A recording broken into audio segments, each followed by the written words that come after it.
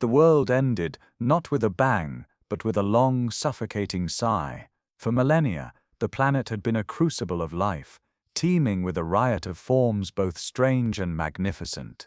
Lush forests of giant ferns and primitive conifers carpeted the supercontinent, while shallow, warm seas swarmed with trilobites, bizarre sharks, and coiled ammonites. It was a world of vibrant, noisy chaos. And then, the fire came from below. It began deep within the earth, a planetary fever that broke through the crust in a series of titanic volcanic eruptions. The Siberian traps bled molten rock across the land for nearly 1,000,000 years, vomiting unimaginable quantities of lava, ash, and poison into the air. The sky itself curdled, turning from blue to a perpetual sickly orange haze that choked the sun. Acid rain fell in burning sheets, scouring the land and turning the oceans to vinegar. The very chemistry of the planet shifted. Oxygen levels plummeted while carbon dioxide and methane soared, baking the world in a catastrophic greenhouse effect. Life, in all its glorious diversity, was caught in a trap of its own planet's making. 95% of all marine species vanished, their skeletons littering the seafloor in vast, silent graveyards. On land, the great forests withered and died, their fallen trunks becoming the ghosts of a forgotten world. The mighty Dimetrodon, the sail-backed predator that had ruled for ages, took its last breath in an atmosphere that could no longer sustain it. The silence that followed was absolute, a profound emptiness that stretched across the globe. It was the most profound extinction event the Earth would ever know, a reset button pressed with unimaginable force. The stage was swept clean, the audience gone, the lights dimmed. All that remained was ash, rock, and a deafening quiet, an eerie emptiness waiting, with infinite patience to be filled once more. The world that remained was a ghost of its former self, a canvas painted in shades of grey and despair. The cataclysm had passed, but its signature was etched into every rock, every grain of sand, every breath of toxic wind. A perpetual twilight reigned under a sky the color of a fresh bruise, a thick shroud of ash and sulphurous haze that blotted out the sun and turned day into a dim ochre gloom. The great oceans, once crystal-clear teeming metropolises of life, had become vast, sepia-toned basins of death. Their waters, now lethally acidic, lapped silently against barren shores, their surfaces occasionally broken by the bloated, floating carcass of some last unfortunate marine giant. On land, the continents stretched away into a desolate infinity. The soil was not soil at all, but a deep, choking layer of fine volcanic ash that swallowed the feet of any creature bold enough to traverse it.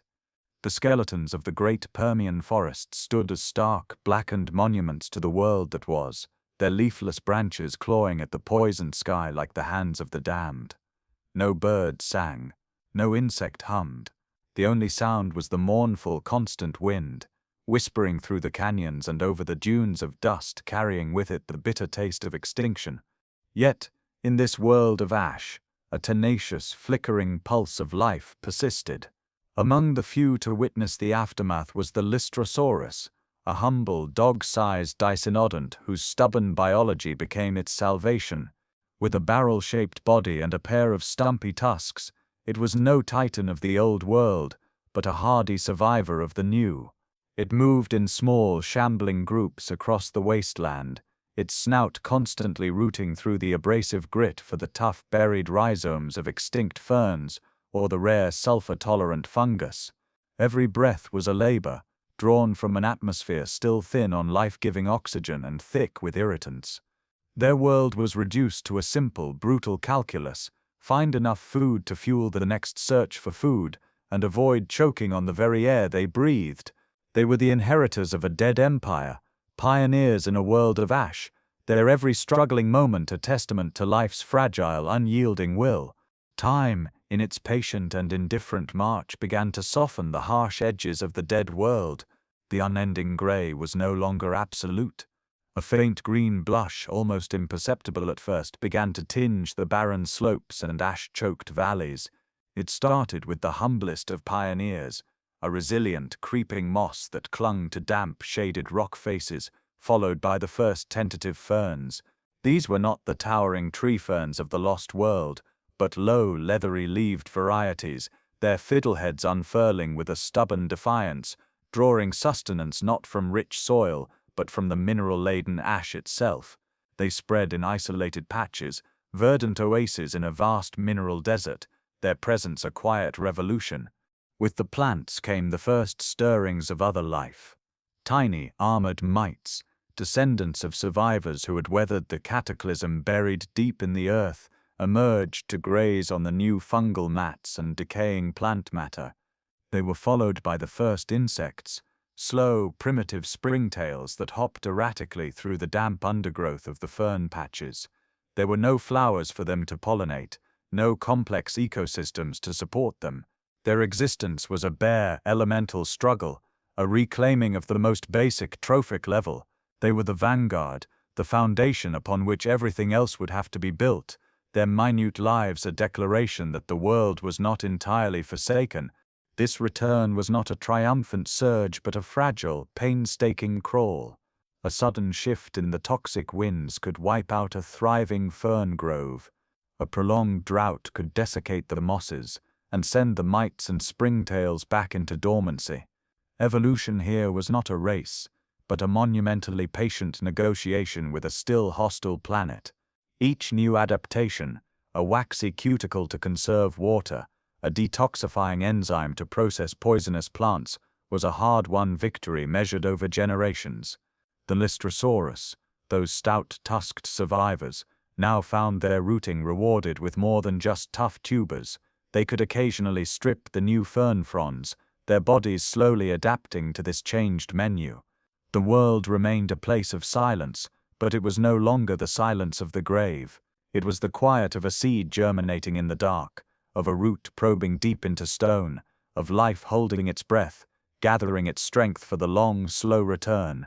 From the stubborn green and the patient stirrings of the ashen world, a new kind of movement began to animate the Triassic landscape. It was not the heavy, sprawling shuffle of the Lystrosaurus, but something quicker, more purposeful, a series of sharp, decisive tracks pressed into the damp earth between the fern patches. The inheritors of this recovering world were arriving, and they moved with a revolutionary grace. These were the first archosaurs, and their very gait declared a break from the ancient past.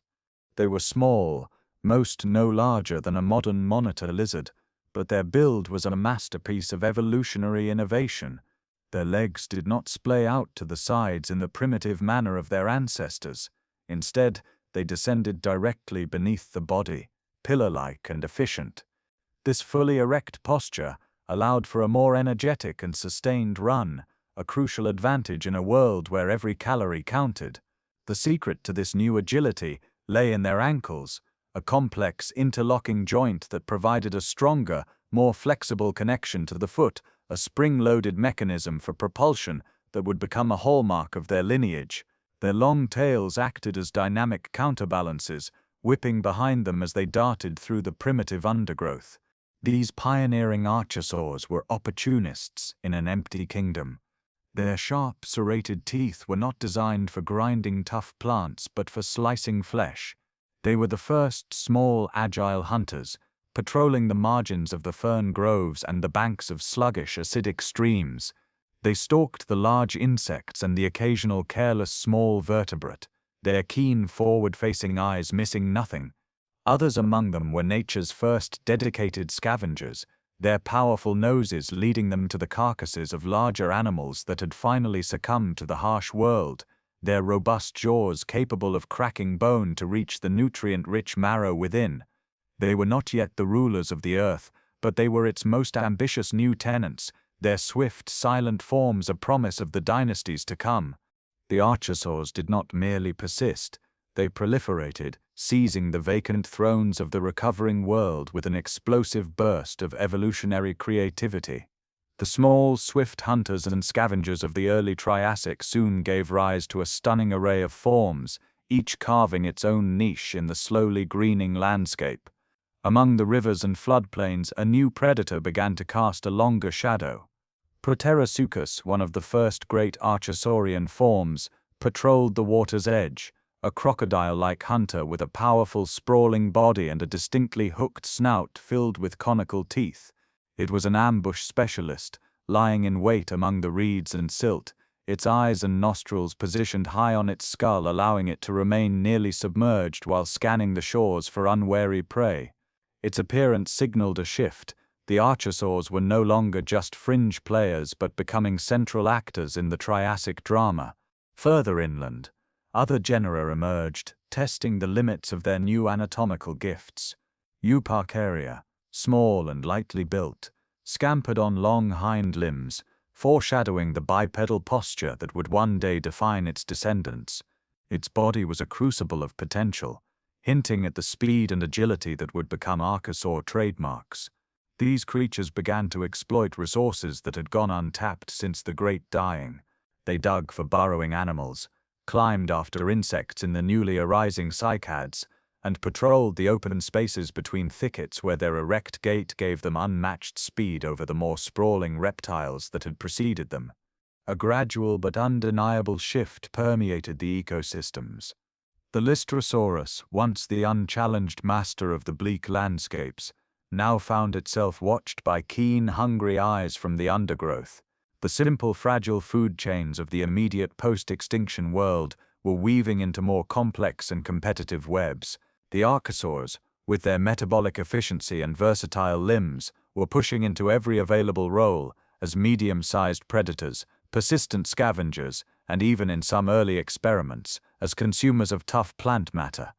The age of meek survival was fading. In its place rose the dawn of archosaur dominance, a world increasingly shaped by their swiftness, their cunning, and their relentless drive to claim the empty earth. While the swift hunters and river-dwelling ambushers captured the drama of predation, a quieter, more profound revolution was taking root across the Triassic floodplains. From among the archosaur ranks emerged not another predator, but a new kind of giant, one that walked on 4 stout legs and wore a suit of bony armor. These were the Etosaurs, the forgotten rulers of the vegetation, and their arrival reshaped the very face of the world. They moved with a deliberate, ponderous grace, their broad, barrel-shaped bodies sheathed in an intricate mosaic of bony plates or osteoderms. These plates, often studded with spikes and ridges, formed a formidable shield from snout to tail, a defense against the ever larger predators that now stalked the land. Their small, simple leaf-shaped teeth, utterly unlike the daggers of their carnivorous cousins, were perfectly adapted for a diet of coarse vegetation. They were the first major archosaur herbivores, and their success was written in the transformed landscapes they inhabited. Their most remarkable adaptation, however, lay not in their armor, but in their shovel-like snouts and powerfully built forelimbs. Etosaurs were consummate diggers. They used their robust snouts to root deep into the earth, unearthing tubers, rhizomes, and the tender bases of cycads and ferns that other herbivores could not reach. Their excavations churned the soil, aerating it and mixing in nutrients, inadvertently preparing the ground for new plant growth. They were ecosystem engineers, their constant methodical digging fostering the very plant life they depended on, creating patches of richer, more diverse vegetation in their wake. Across the vast expanses of Pangaea, herds of these armored titans became a common sight, their low-slung bodies moving like living fortresses through the fern prairies, and alongside sluggish rivers. They cropped the vegetation low, their grazing preventing any single plant species from dominating and encouraging the spread of a wider variety of hardy Triassic flora. In a world still remembering its emptiness, the Etosaurs represented a new stability. They were not fleeting opportunists but established foundational pillars of their ecosystems. They turned the land over, they fertilized it, and they fed upon it, their armored backs a moving landscape upon which the next chapter of life would be built. They ruled not through tooth and claw, but through trowel and tooth, and in doing so, they made the world green again. In the murky, slow-moving waterways that vein the Triassic landscape, a different kind of archosaur reigned, a ghost in the reeds, a phantom of the rivers. The phytosaurs, with their long, tooth-studded snouts and powerful, low-slung bodies, were the undisputed apex predators of the aquatic world, a chilling convergence of form and function that would eerily prefigure the crocodilians of a distant future. They were masters of ambush, perfectly adapted to a life spent half submerged, their presence announced only by the silent closing of a pair of nostrils and the unblinking stare of eyes set high upon their skulls. Their bodies were living submarines, streamlined for stealthy movement through the water. Powerful, paddle-like tails propelled them with sudden explosive force, while their short, sturdy limbs could be tucked against their sides for minimal drag or used to scramble up muddy banks. But their most defining feature was their spectacular snout, elongated into a narrow, deadly trap. Some bore broad, robust jaws for crushing armored prey, while others possessed needle-like teeth for snagging fish and smaller aquatic reptiles. Their nostrils were not at the tip of the snout but positioned high up, just in front of the eyes, in a bony bulge that allowed the rest of the animal to lie completely concealed beneath the water's surface, a log-like deception waiting for the slightest ripple of approach. Life along the river's edge was lived in the shadow of these phantoms. Herds of placid Cretaceous, coming to drink, would pause and test the air with nervous sniffles, their armored bodies tense. Smaller archosaurs and early mammal relatives learned to drink quickly and retreat, their every instinct screaming of the danger lurking in the deceptively calm water. The strike, when it came, was a blur of motion, a violent eruption of water, a snap of devastating jaws, and then a slow, grim, rolling motion as the phytosaur dragged its struggling prize into the deep to drown. They were the final arbiters of the waterways, ancient, patient, and utterly lethal, their semi-aquatic dominion a testament to the archosaur's remarkable ability to conquer every domain of the Triassic world. The very ground seemed to tremble with their approach.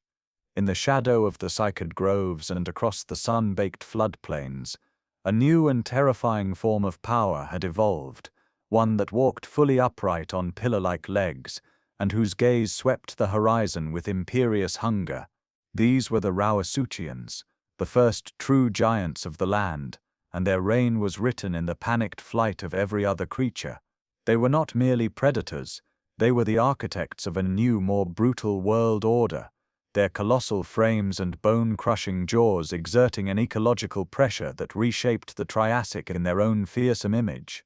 Towering over all other land animals, a Rauisuchian was a study in terrifying efficiency.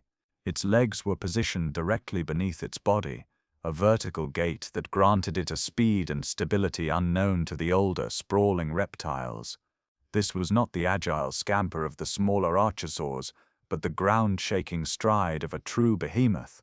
Its skull was a massive block of bone, hinged with a powerful musculature that allowed its jaws to snap shut with the force of a rock slide.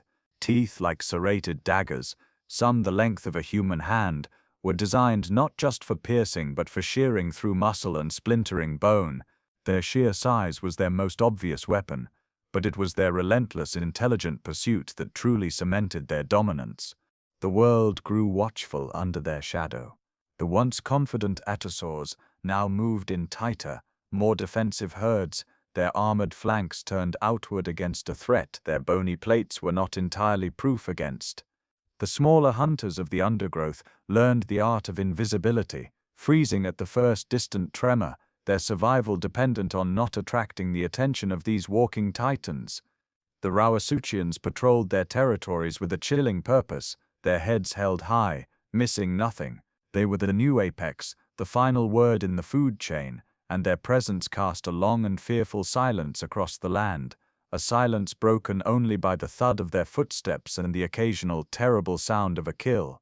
The world the archosaurs had fought so hard to claim was not a stable prize, but a volatile, shifting stage where the very climate seemed to conspire against permanence.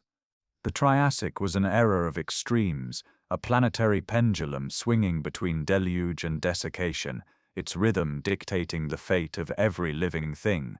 The supercontinent of Pangaea, a vast, unbroken expanse of land, acted as a colossal engine for weather, its interior baking under a relentless sun, while its margins were lashed by titanic monsoons that appeared with brutal seasonality.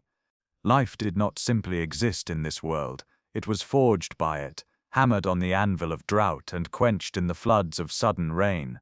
For seasons that stretched into years, the sun would reign unchallenged in a bleached white sky. The great rivers shrank to trickles, then to chains of stagnant saline pools. The floodplains, once verdant with ferns and cycads, cracked into a mosaic of parched earth, their vegetation reduced to brittle gray stalks. In these crucibles of drought, the air itself became a visible haze, shimmering with heat. Only the hardiest survived, creatures that could burrow deep into the earth to find cooler, damper refuge, or those like the armored Dinosaurs, whose physiology could tolerate severe water loss. The relentless heat winnowed the weak, pressing evolution toward greater endurance and efficiency. Then, with a violence that seemed to tear the sky itself asunder, the pendulum would swing the other way. Dark, bruised clouds would gather on the horizon, not for a gentle rain, but for a cataclysmic downpour. The monsoons arrived not as showers, but as walls of water, falling for weeks on end. Dry riverbeds became raging torrents in hours, carving new channels through the landscape and drowning everything in their path. The cracked plains vanished under shallow, muddy lakes. This sudden abundance was its own kind of trial. Lush new plant growth exploded, but it was a soggy, unstable world where the low-lying nests of ground-dwelling animals were washed away, and the heavy-bodied Rauisuchians found their hunting grounds transformed into treacherous quagmires. This constant flux, the searing droughts and the drowning rains, became the great engine of Triassic evolution. It was a world that rewarded not specialization, but flexibility. The archosaurs that thrived were those that could capitalize on the brief, frantic bursts of plenty, and then endure the long, lean stretches of scarcity. It was a pressure cooker of adaptation, extinguishing lineages that could not keep pace with the whiplash changes, and propelling forward those with the innovation to survive both flood and fire. In the grand, indifferent dance of the climate, the fate of empires was being decided in real time. In the shadow of giants, a quiet revolution was stirring. While the Rauisuchians shook the earth with their passage, and the phytosaurs ruled the murky rivers, a new lineage was taking its first tentative steps. Small, nimble forms that darted through the undergrowth like living shadows. These were the first dinosaurs, and their humble origins belied the destiny that awaited them. In a world dominated by armored titans and colossal predators, they were insignificant, a footnote in the Triassic drama, yet they carried within their lightweight frames a blueprint for the future. The earliest of these pioneers, creatures like the cat-sized Aeoraptor, were experiments in efficiency. They moved on two slender bird-like legs, their bodies held horizontally, tails outstretched for balance. This bipedal posture freed their forelimbs, which ended in agile, five-fingered hands capable of grasping and manipulating. Their skeletons were a marvel of lightweight construction, with bones hollowed by air sacs that reduced weight without sacrificing strength. They were built not for power, but for speed and agility, designed to exploit the spaces between the footsteps of giants. Their heads were small, with sharp, serrated teeth indicating a diet of small prey insects, lizards, and perhaps the occasional scavenged morsel. They were creatures of the margins, living in the fringes of the ecosystems, ruled by their archosaur cousins. A Herrerasaurus, slightly larger and more robust, might patrol the edges of a fern thicket, its keen eyes scanning for movement, a swift and deadly hunter in its own right, but still a minor player in a world where a single Rauisuchian could crush it with a casual bite. They were quick, they were clever, and they were utterly overlooked. Their success lay not in challenging the established order, but in avoiding it altogether, carving out a niche in the cracks of the world that the true giants were too large or too slow to notice. They were the whisper on the wind, the fleeting glimpse in the undergrowth, the first, unassuming heirs to a throne they did not yet know existed. Beneath their unassuming exteriors, the first dinosaurs carried a suite of revolutionary adaptations, biological innovations that were subtle in the moment, but would one day prove world-altering. Their bipedal stance was more than just a posture. It was a declaration of efficiency, a design that conserved energy with every stride and allowed for bursts of speed that left their heavier, sprawling rivals in the dust. This freedom of movement was compounded by a respiratory system far more advanced than that of any other creature on land. A network of air sacs, extensions of their lungs, threaded through their bodies and even into their hollow bones, creating a one-way flow of air that kept their tissues constantly oxygenated. This system granted them a stamina and metabolic potential that the other archosaurs with their simpler bellows-like lungs could scarcely imagine. Yet, in the harsh, competitive world of the late Triassic, these advantages remained largely untapped potential. Their lightweight frames, while agile, were fragile next to the bone-crushing bulk of a Rauisuchian. Their heightened metabolism required more frequent meals, a constant pressure in a landscape where the largest predators claimed the choicest kills. They were the sleek new models in a world still ruled by brutish muscle, forced to live by their wits, their speed, and their ability to remain unnoticed. They scavenged the leavings of greater hunters, darted into burrows at the first sign of danger, and hunted the small, fast prey that the giants disdained. Their world was one of constant, calculated risk. A herd of placid etosaurs represented not a meal but a moving fortress best given a wide berth. The riverbanks were the hunting grounds of the phytosaurs, places of certain death, and the open plains belonged to the Rauisuchians, whose thunderous footsteps were a signal to freeze and blend into the scenery. The dinosaurs existed in the interstices of this archosaur empire, their evolutionary brilliance a muted spark waiting for the right conditions to ignite into a flame. They were the future, living on borrowed time and borrowed space, their greatness still a secret held close, a promise written in their bones and breath, waiting for the world to change. The sky, for so long a searing, merciless dome of brass, began to weep. It started not as a gentle rain, but as a deep atmospheric groaning, a shift in the very breath of the planet. The volatile pendulum of the Triassic climate, which had swung for millions of years between drought and monsoon, was seized by an unseen hand and shoved violently, decisively toward a new and terrifying extreme. The era of tentative balance was over. The Carnian pluvial event had begun, and it would drown the world in a deluge that lasted for 2 million years. The first signs were subtle, a graying of the horizon, a thickening of the air that carried a strange metallic scent. Then the clouds gathered, not in the familiar monsoonal banks, but as a solid leaden ceiling that blotted out the sun for centuries. The rain, when it came, did not fall. It unraveled from the sky in endless gray curtains, a perpetual weeping that soaked the continents to their bedrock. Rivers swelled into inland seas, their banks vanishing under churning, silt-laden water. The great sun-baked plains of Pangaea, sculpted by eons of dry wind, became vast, soupy quagmires. Lakes formed in places that had been desert for 100,000 years, drowning the burrows of creatures adapted to dust and heat. This sudden, profound shift to a wet, humid world was a death sentence for an entire way of life. The hardy, drought-adapted flora that had painstakingly reclaimed the barren world, the scrubby cycads, the tough ferns, now found themselves struggling. Their roots evolved to seek deep, scarce water, rotted in the perpetually saturated soil. In their place, a new green explosion occurred.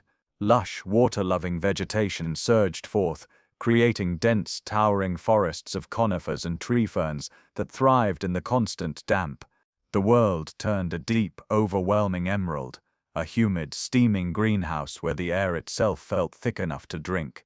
For the dry, adapted fauna, it was an apocalypse by osmosis. The mighty Rauisuchians, lords of the sun-baked plains, found their powerful legs mired in clinging mud, their colossal size becoming a fatal anchor. Their preferred prey, the armored etosaurs, fared little better. Their digging snouts were useless in the waterlogged earth, and the plants they relied on were drowning in the downpour.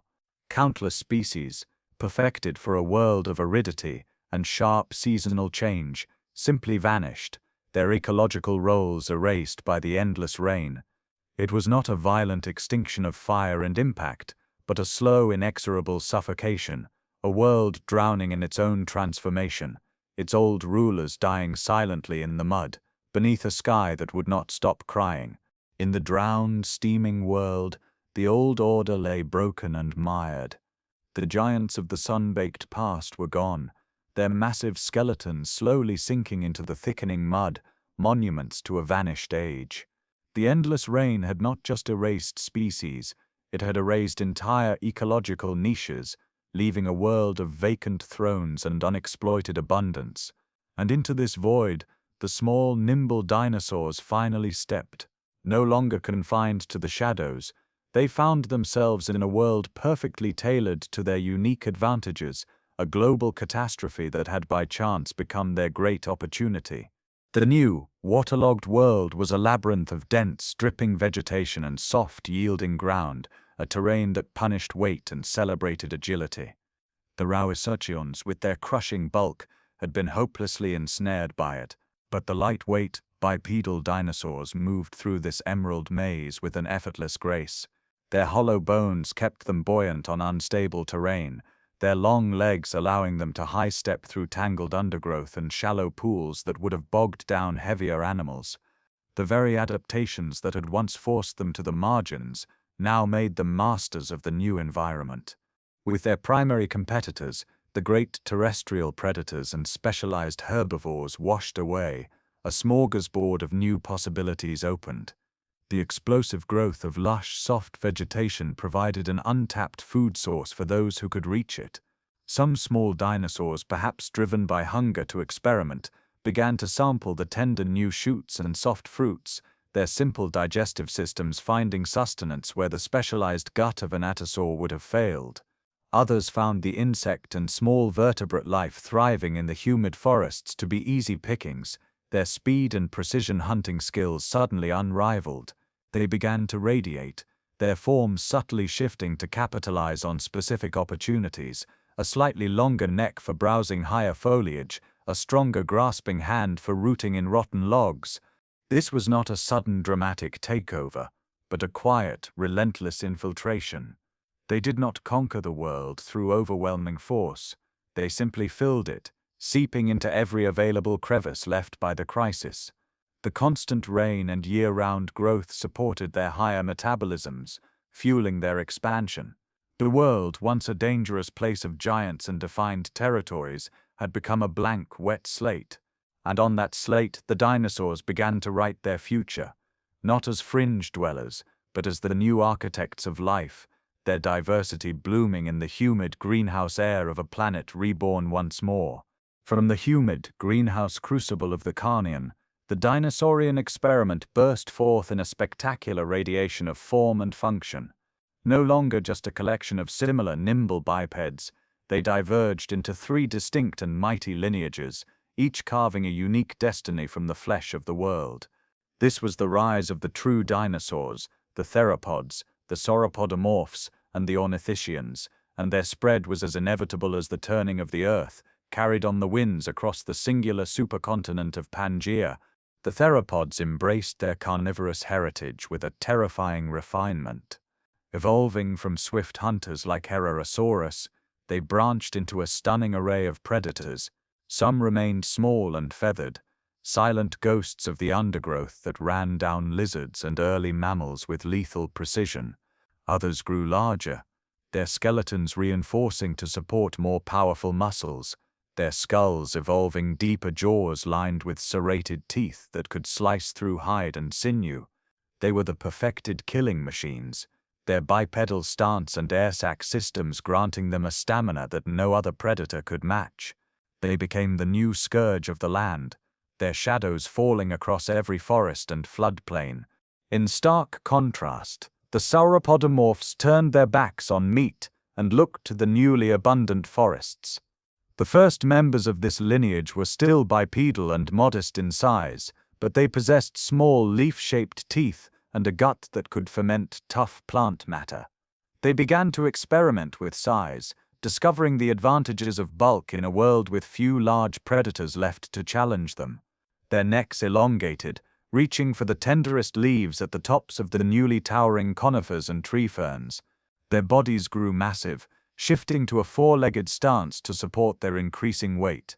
They were on the path to becoming titans, their very existence a testament to the abundance of the plant world they now sought to consume.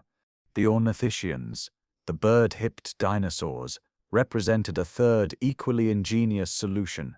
While also herbivorous, they specialized in processing the lowest, toughest vegetation. Their jaws evolved complex batteries of teeth that meshed together to form continuous grinding surfaces, capable of pulverizing fibrous cycads and hardy ferns that other animals could not digest. Some of the earliest forms developed simple bony plates along their backs, the first hint of the magnificent armor and armaments that would later define their descendants. They were the low browsers, the efficient processors, turning the toughest greens into energy. Unimpeded by oceans, these three great dynasties spread across the vastness of Pangaea. From the damp equatorial forests to the drier seasonal interiors, dinosaurian footprints began to replace those of the vanished archosaurs. The world, once the sole domain of the ancient and the armored, now echoed with the rustle of feathered theropods in the brush, the methodical chewing of early ornithischians, and the first heavy ponderous steps of the proto-giants who would one day shake the earth. The age of the true dinosaurs had dawned, and they walked into it with the confident stride of heirs who had finally come into their kingdom. The fragile stability won by the dinosaurs was built upon a world still trembling from its own volatile core. For millions of years, the supercontinent of Pangaea had been straining at its seams, a colossal raft of rock adrift on a molten sea. Deep beneath the surface, pressures mounted until the Earth could contain them no longer. The planet's crust tore open along a vast weeping wound in the Atlantic region, and the world began to die all over again.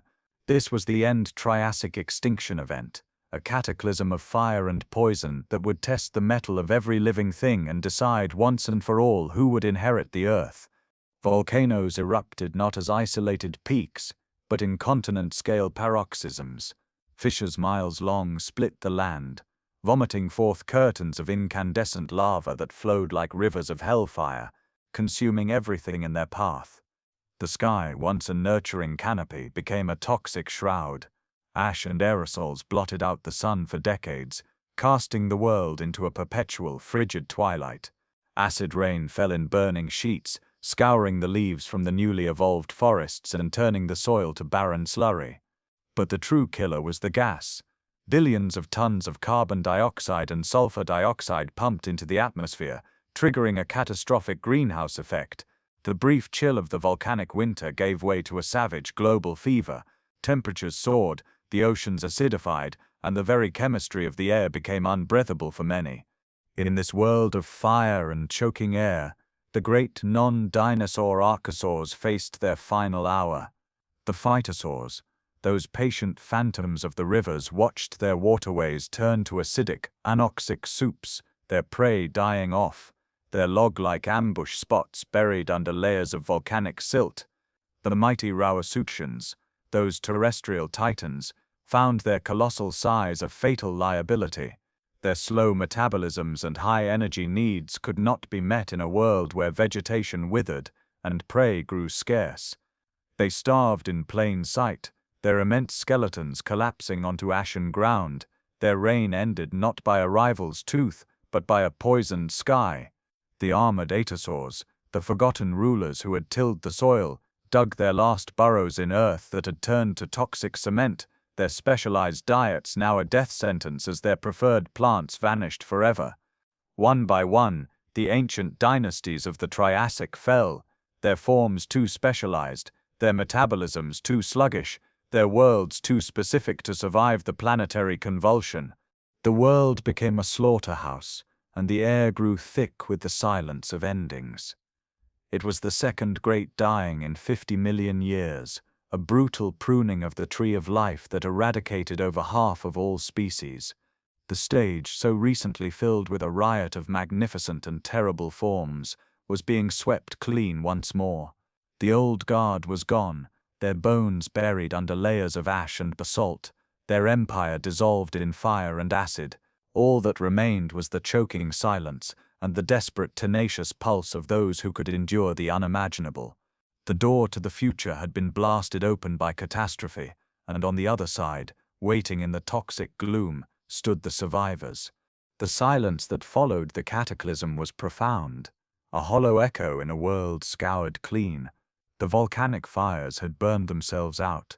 The relentless rains had finally washed the worst of the ash from the bruised sky, and a fragile, sickly sunlight once again touched the earth. But the world it illuminated was unrecognizable. Vast, empty landscapes stretched to the horizon, barren plains of hardened mud and volcanic rock, river systems rerouted and flowing clear but lifeless, and the skeletal remains of the great Triassic forests standing as stark, grey monuments. The mighty Archosaur empires had been utterly erased, their thrones vacant, their ecological roles nothing but memory. The world was a blank slate, wiped clean by fire and flood, and it was waiting. Into this void, the dinosaurs walked. They had not won their inheritance through overwhelming force or glorious battle. They had simply endured. Their revolutionary biology, once a set of adaptations for life on the margins, became the key to survival in a world of extremes. Their efficient bipedal gait allowed them to traverse the great distances between the scattered pockets of recovering vegetation. Their advanced respiratory systems, with their unidirectional airflow, allowed them to thrive in an atmosphere still poor in oxygen and laced with irritants that would have suffocated other creatures. Their light frames required less food to sustain them through the lean years, and their higher metabolisms allowed them to capitalize quickly on any fleeting abundance. And so they expanded. It was not a conquest, but a quiet, relentless colonization. Theropods, their keen senses attuned to the slightest movement, became the new apex predators by default, their speed and stamina unmatched in the empty world. The early sauropodomorphs, no longer constrained by the presence of massive rauisuchians, began their inexorable journey toward gigantism, their long necks reaching for the crowns of the first hardy conifers struggling back to life in the mineral-rich soil. Small ornithischians, with their complex dental batteries, efficiently processed the tough, low-lying vegetation that was the first to return, turning resilience into sustenance. They filled every niche, their forms radiating out in a burst of evolutionary creativity to occupy the roles left vacant by the extinction. Where there was a space to be filled, a dinosaur evolved to fill it. The world, once so terrifyingly empty, began to pulse with a new rhythm, the soft thud of three-toed tracks patterning mudflats, the rustle of bodies moving through recovering fern groves, the sound of jaws both flesh-tearing and plant-grinding at work. Across the vastness of the supercontinent, a new geography of life took shape.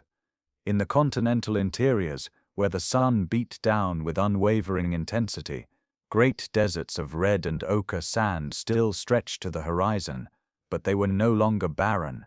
Now, they were fringed with belts of drought-resistant cycads and low, scrubby conifers, their roots digging deep for hidden water, creating oases of shade and sustenance for the hardy creatures that could endure the heat. These arid realms were lands of stark beauty and immense silence, broken only by the skittering of small, swift forms and the sigh of the wind over sculpted dunes. But it was in the wetter regions, along the sprawling river systems and coastal plains, that the Jurassic world truly revealed its lush heart. Here, the land exploded in a verdant frenzy. Vast prairies of ferns, taller than a man, swayed in the gentle breezes, their emerald fronds creating a soft, whispering sea that rustled with the passage of countless small lives. Beyond the prairies rose the first true forests of the Mesozoic, dense, shadowy woodlands of ginkgos and tree ferns, their broad leaves filtering the sunlight into a dappled green-gold haze. Towering above them all were the conifers, the new giants of the plant world. Araucarias and ancient relatives of the sequoias reached for the sky, their massive trunks sheathed in thick, fire-resistant bark, their high canopies becoming the new frontier for life. The air itself was different, thick, humid, and sweet with the scent of resin, damp earth and thriving vegetation. It was a world of profound, settled peace, a world of deep green and warm gold, a world ready and waiting for its new masters to claim their birthright. Across the sun-drenched fern prairies and through the dappled corridors of the conifer forests, the new rulers of the earth began to test the limits of their dominion. The Jurassic dawn was not just an age of plants, it was the dawning of the age of giants. The early sauropodomorphs, freed from all constraint, embarked on an evolutionary journey of breathtaking scale. Their forms, once modest and bipedal, began to swell, their skeletons reforged by the pressures of an abundant world into something monumental. Among the first of these new titans was Volcanodon, a creature whose very name spoke of the fiery origins it had survived. It moved on 4 pillar-like legs, its body a living suspension bridge of muscle and bone, its neck a graceful serpentine arc that could sweep the lower branches of the Jurassic conifers clean of their needle-like leaves. It was a gentle giant, a browser of the canopy, its peg-like teeth perfectly designed for stripping vegetation, its immense gut a fermentation chamber that could break down even the toughest plant matter.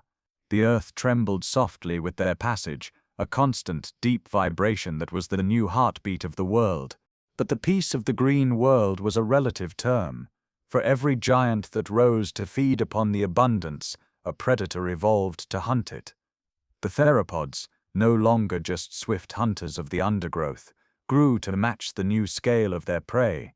While Volcanodon and its kin browsed in the open glades, a new kind of shadow fell across them, not the bulky, low-slung shadow of a Rauisuchian, but the lean, agile form of a large theropod.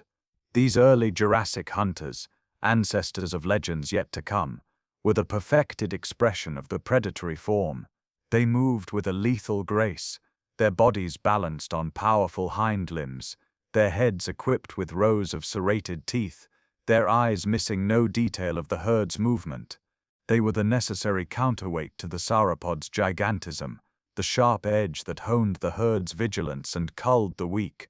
Their presence introduced a thrilling tension into the serene landscape, a constant silent calculation between the peaceful rhythm of feeding and the sudden explosive violence of the hunt.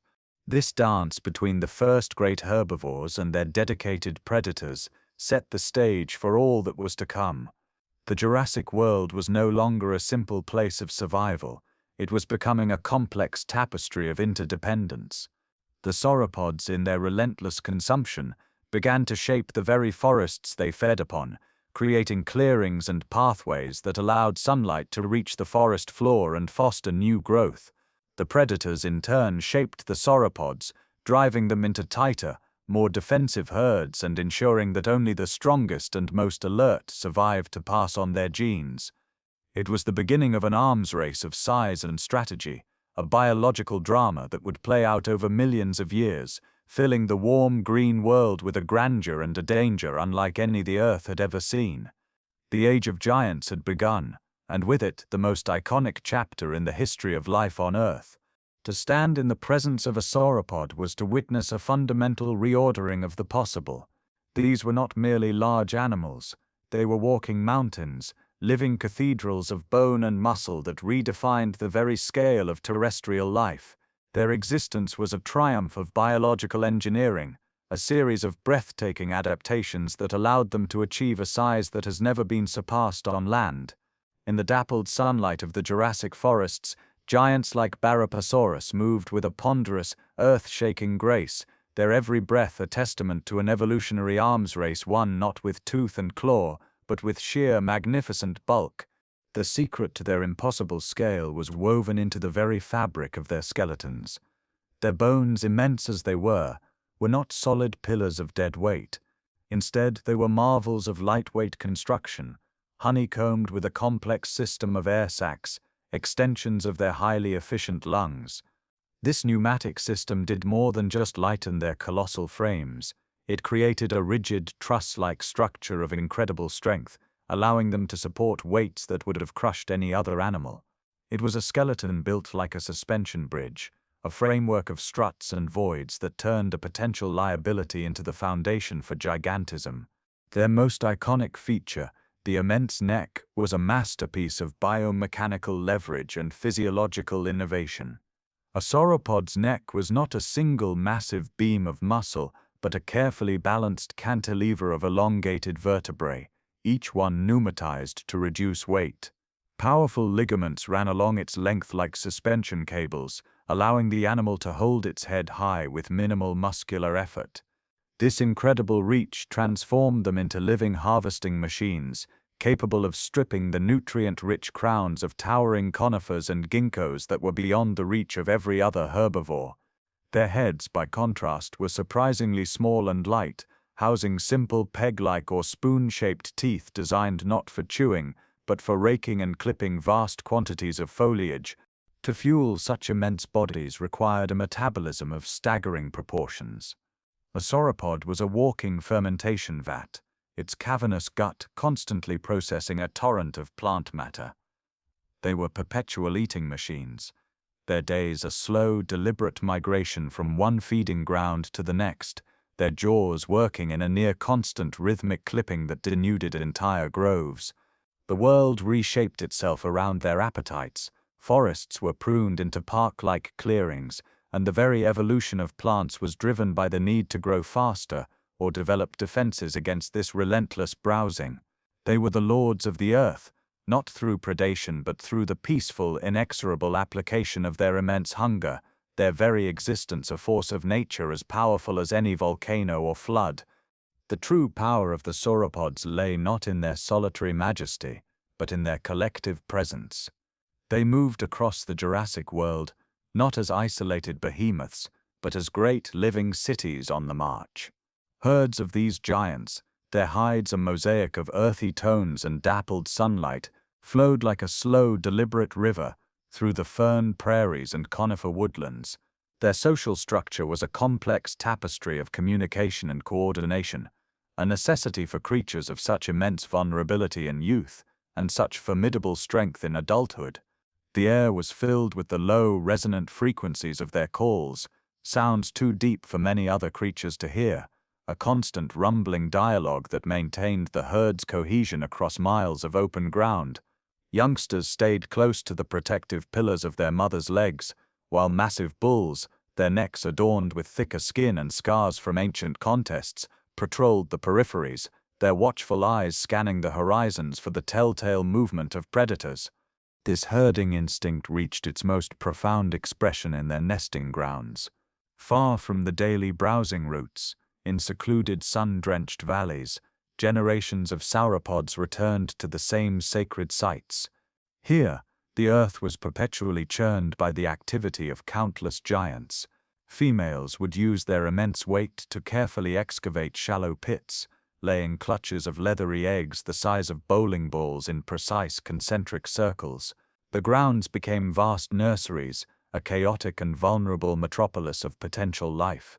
The heat of the sun and the fermenting vegetation used to cover the nests provided the incubation, and the hatchlings emerged into a world of immediate peril, tiny replicas of their parents that had to fend for themselves from the first moment, relying on numbers and instinct to survive the onslaught of small opportunistic predators drawn to the bounty.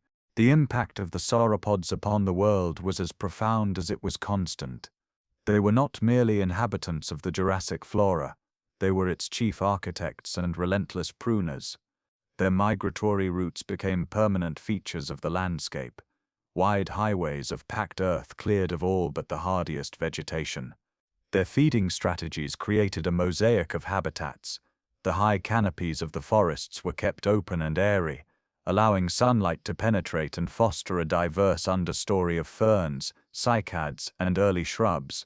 This browsing pressure drove a relentless coevolution with the plants themselves. Conifers grew taller in a futile race to keep their crowns out of reach, while others invested in tougher, more resilient leaves or increased their production of distasteful resins. The sauropods, in their endless, peaceful hunger, were the great sculptors of the green world, their passage shaping the very ecosystems upon which countless other lives, from the smallest insect to the stealthiest theropod, intimately depended. They were the gentle, earth-shaking lords of creation, and the world flourished and adapted in their monumental shadow. In the dappled undergrowth and across the sun-baked plains, a different kind of giant now walked, one built not for gentle browsing, but for the swift, efficient application of death. The theropods, the beast-footed ones, had evolved into the perfected predators of the Jurassic world, a stunning array of hunters whose forms were as diverse as their methods. From feathered phantoms no larger than a turkey to early giants that cast long, chilling shadows, they were the sharp-toothed counterbalance to the sauropod's serene bulk, the necessary fear that gave the green world its edge. The smallest of these hunters were marvels of stealth and precision. Cloaked in primitive, shaggy feathers that provided both insulation and camouflage, they moved through the dense fern brakes and tangled roots of the forest floor like living smoke. Their bodies were compact bundles of coiled muscle, their large, intelligent eyes missing no flicker of movement. With a swift, darting run, they could overtake a scurrying mammal relatives or a basking lizard, dispatching it with a single, precise bite from their needle-sharp teeth. They were the unseen watchers, the silent regulators of the small and the swift, their success a testament to the evolutionary power of minimal size and maximal cunning. But it was in the larger forms that the theropod design reached its terrifying apex. Stalking the edges of the sauropod herds was Dilophosaurus, an early giant and a master of its domain. It stood tall on powerful muscular legs, its body a study in lethal grace. A pair of distinctive semicircular crests adorned its skull, perhaps used for display or species recognition, making its head an unmistakable silhouette against the Jurassic sky. Its jaws, though not yet possessing the bone-crushing power of its later cousins, were lined with long, serrated teeth designed to slice through flesh and hold struggling prey in a vice-like grip. It was a pursuit predator, capable of startling bursts of speed, its rigid tail acting as a rudder for sudden, agile turns as it ran down smaller ornithopods and juvenile sauropods that strayed too far from the herd.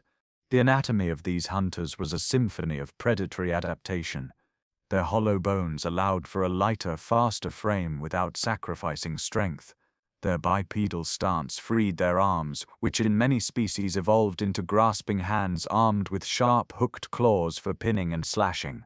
Most crucial of all was their respiratory system, the same advanced air sac-assisted lungs that fueled the sauropod's immense size instead granted the theropods unparalleled stamina. A theropod could run for distances that would exhaust any other creature, its body constantly supercharged with oxygen, turning a hunt into a test of endurance that its prey was destined to lose. They were the embodiment of focused energy, a perfect marriage of form and function designed for one purpose, to be the last swift shadow that ever fell upon their quarry. The true terror of the theropods lay not in their individual prowess, but in their chilling capacity for cooperation. In the shifting light beneath the great conifers, shadows began to move, not as singular hunters, but as coordinated packs. A low guttural call would ripple through the undergrowth, a signal understood only by those who issued it, a summons to the hunt. These were not mindless mobs, but organized units, their movements a silent, fluid dance of death honed by instinct and experience. They would fan out, using the terrain as a natural corral, driving a selected target, a young sauropod separated from the herd, an aging ornithischian slowed by injury, into a preordained killing zone. Their attack was a symphony of synchronized violence. One would harry from the front, drawing the prey's defensive charge, while others lunged from the flanks, their serrated teeth slicing tendons and opening deep, bleeding wounds.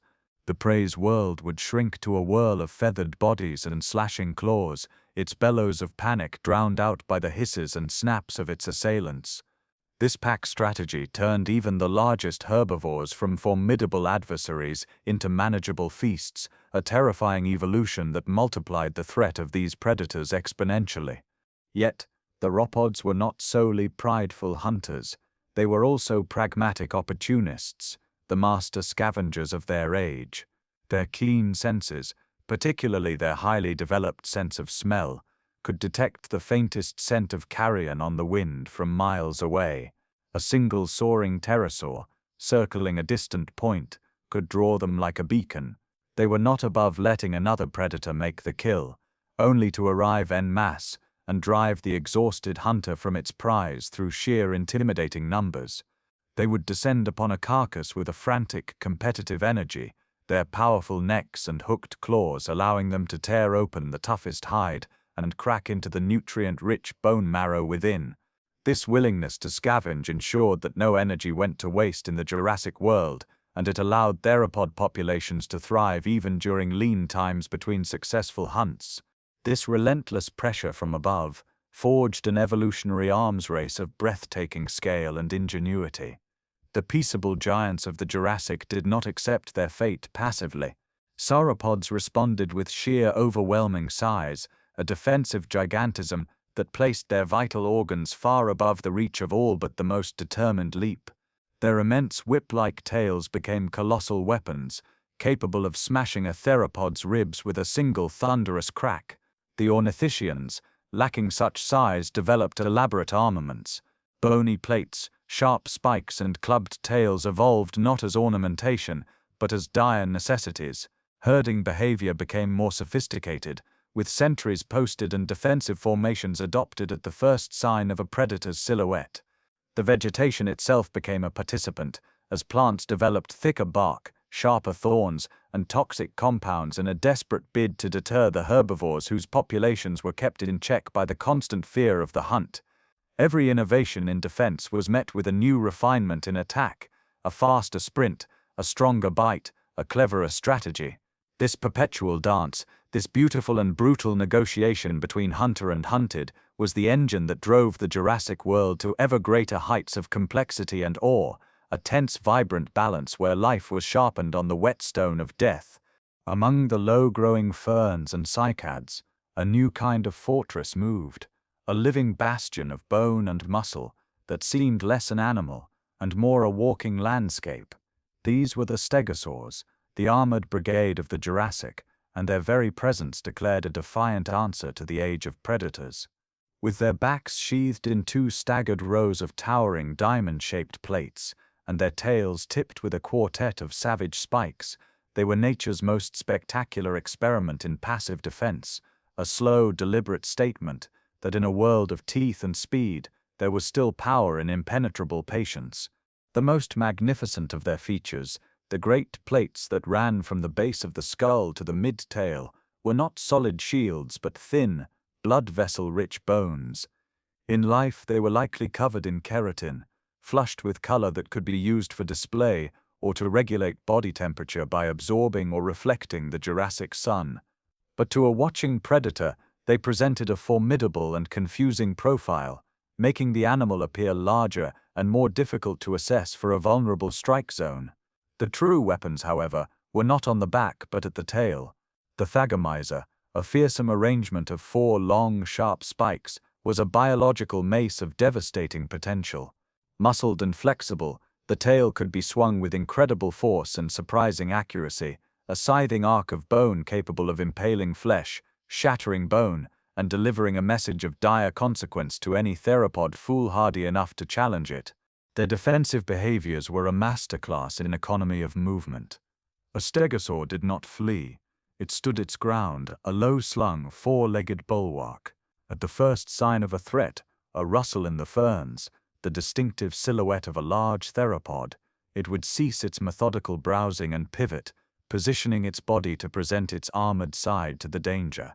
Its head, with its simple, leaf-stripping beak, was kept low, while the formidable tail was raised and cocked, the deadly spikes held aloft like a cluster of poised daggers. It was a posture of pure, unassailable defense, a warning written in the language of muscle and bone. The air would grow thick with tension, broken only by the low huff of the stegosaur's breath and the soft clatter of plates as it adjusted its stance, a living fortress awaiting the first foolish assault. When the attack came, the response was not panic but a calculated, brutal counterstroke. The stegosaur would wait, its small head with its limited field of vision trusting its other senses to gauge the predator's approach. Then, at the precise moment of the theropod's lunge, the tail would whip forward with shocking speed and power. It was not a wild flailing, but a targeted muscular thrust aimed at the legs or flanks of the attacker. The sound of impact was a sickening thud, often followed by a screech of pain and surprise from the predator. A successful blow could cripple, disembowel, or drive off even the largest hunters, leaving them with a painful lesson and the stegosaur to return to its peaceful browsing, its plates settling back into place like the closing of a portcullis. In a world of constant pursuit, the stegosaur had perfected the art of making itself not worth the cost, a prickly, placid giant whose greatest weapon was the promise of devastating retaliation. Beneath the earth-shaking tread of sauropods and the imposing silhouettes of stegosaurs, the Jurassic undergrowth teemed with a different kind of life, a bustling, vibrant world of the small folk. Here, in the dappled shadows and tangled fern brakes, the ornithopods and their kin reigned, their success written not in size or armor, but in a revolution of the jaw. These were the efficient processors, the unsung engineers of the understory, whose constant meticulous grazing shaped the very floor of the Jurassic world. The most charismatic of these small browsers was Heterodontosaurus, a creature whose very name, meaning different-toothed lizard, hinted at its ingenious adaptation.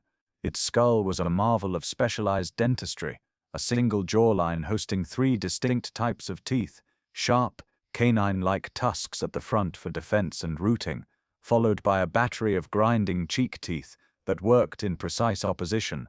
This dental array allowed it to become a culinary generalist of unparalleled efficiency. It could use its beak-like front teeth to nip off tough cycad fronds and fibrous fern stems, then shift the food back to its cheeks where the complex batteries of teeth, constantly replaced throughout its life, would grind the vegetation into a digestible pulp. This ability to process a wider variety of tougher, low-lying plants allowed it to thrive in niches ignored by the high-browsing giants.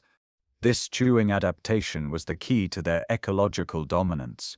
While sauropods stripped the canopy and stegosaurs browsed on medium-height shrubs, the ornithopods managed the ground level with relentless efficiency.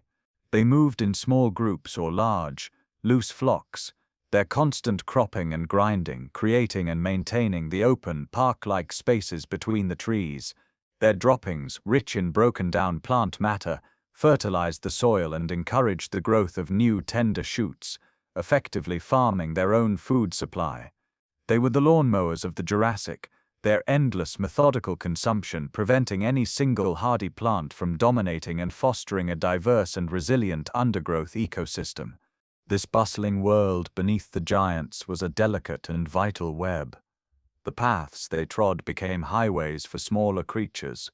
The clearings they maintained provided basking spots for lizards and hunting grounds for small, feathered theropods. Their constant vigilance, heads bobbing up from feeding at the slightest sound or movement, served as an early warning system for all the forest's inhabitants. They were the nervous heartbeat of the undergrowth, their survival dependent on caution and community. In their unassuming, countless numbers, they performed the essential humble work of the Jurassic world, turning the toughest vegetation into energy, and in doing so knitting the very fabric of the ecosystem together from the ground up. They were proof that in the Age of Titans, true power could also be found in small, efficient, and numerous forms.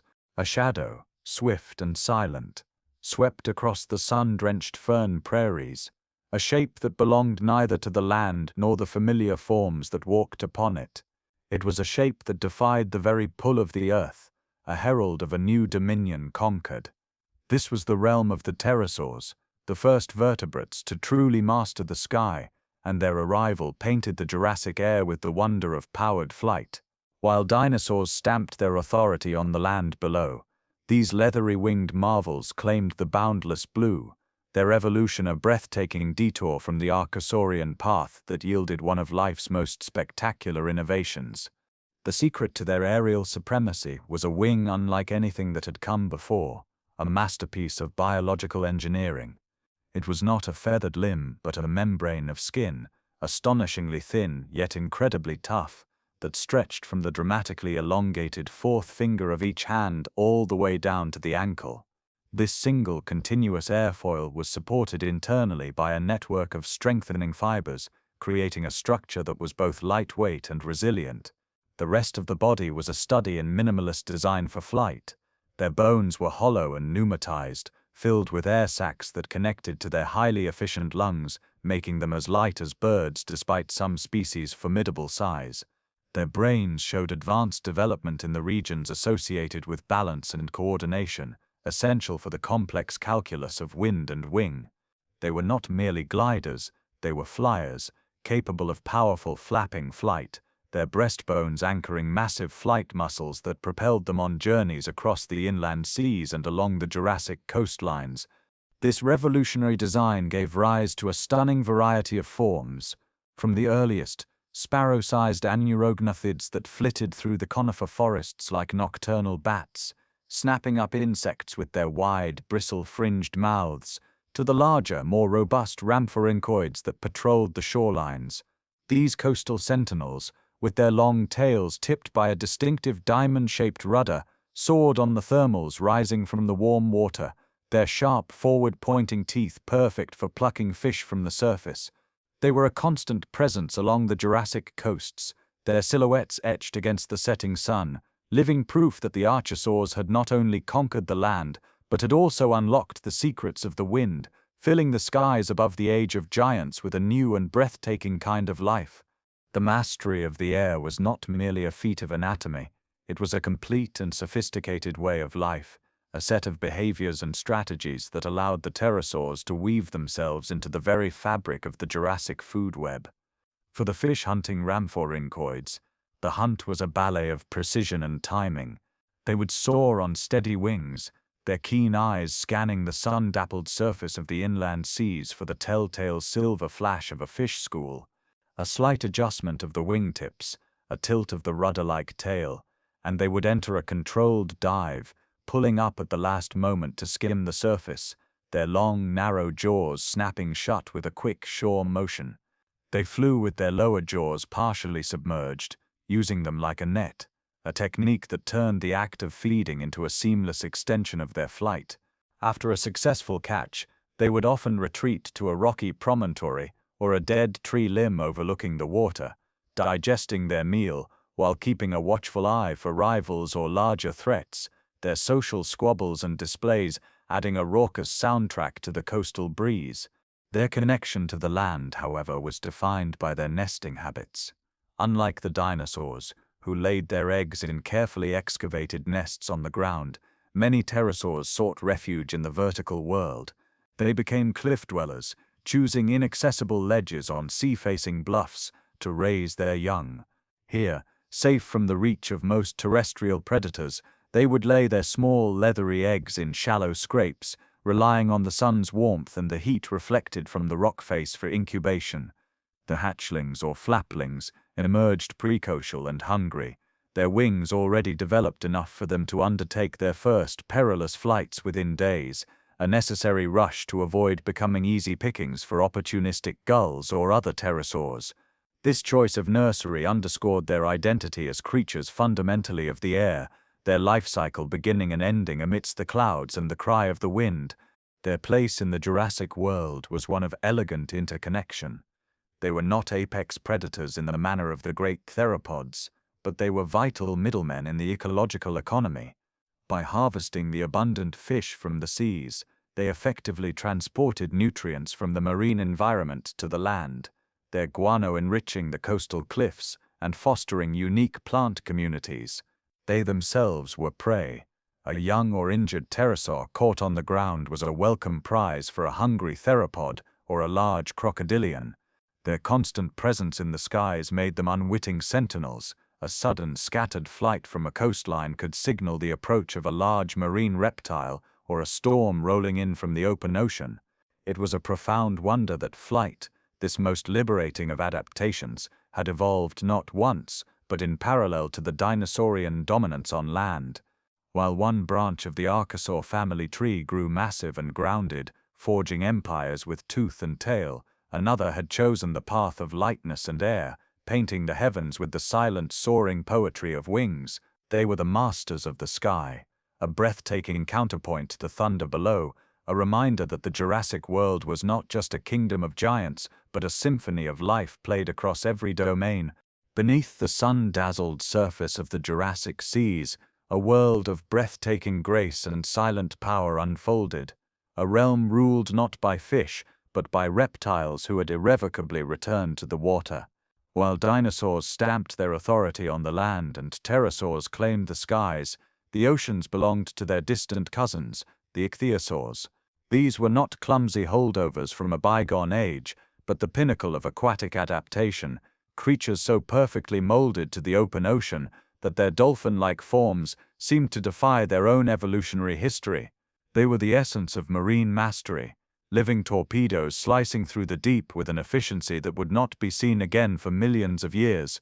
Their bodies were a poem of hydrodynamic perfection, a seamless convergence of form and function that erased any hint of their terrestrial ancestry. Every contour was designed to minimize drag, from their streamlined, teardrop-shaped torsos to their powerful lunate tails that provided thrust with powerful vertical beats. Their limbs had transformed into sleek paddle-like flippers used for precise steering and stability rather than propulsion. Their skin, likely smooth and rubbery, slid through the water with a frictionless ease. Their heads were all business elongated jaws lined with rows of conical, interlocking teeth, perfect for snagging the slippery squid and fish that formed their diet.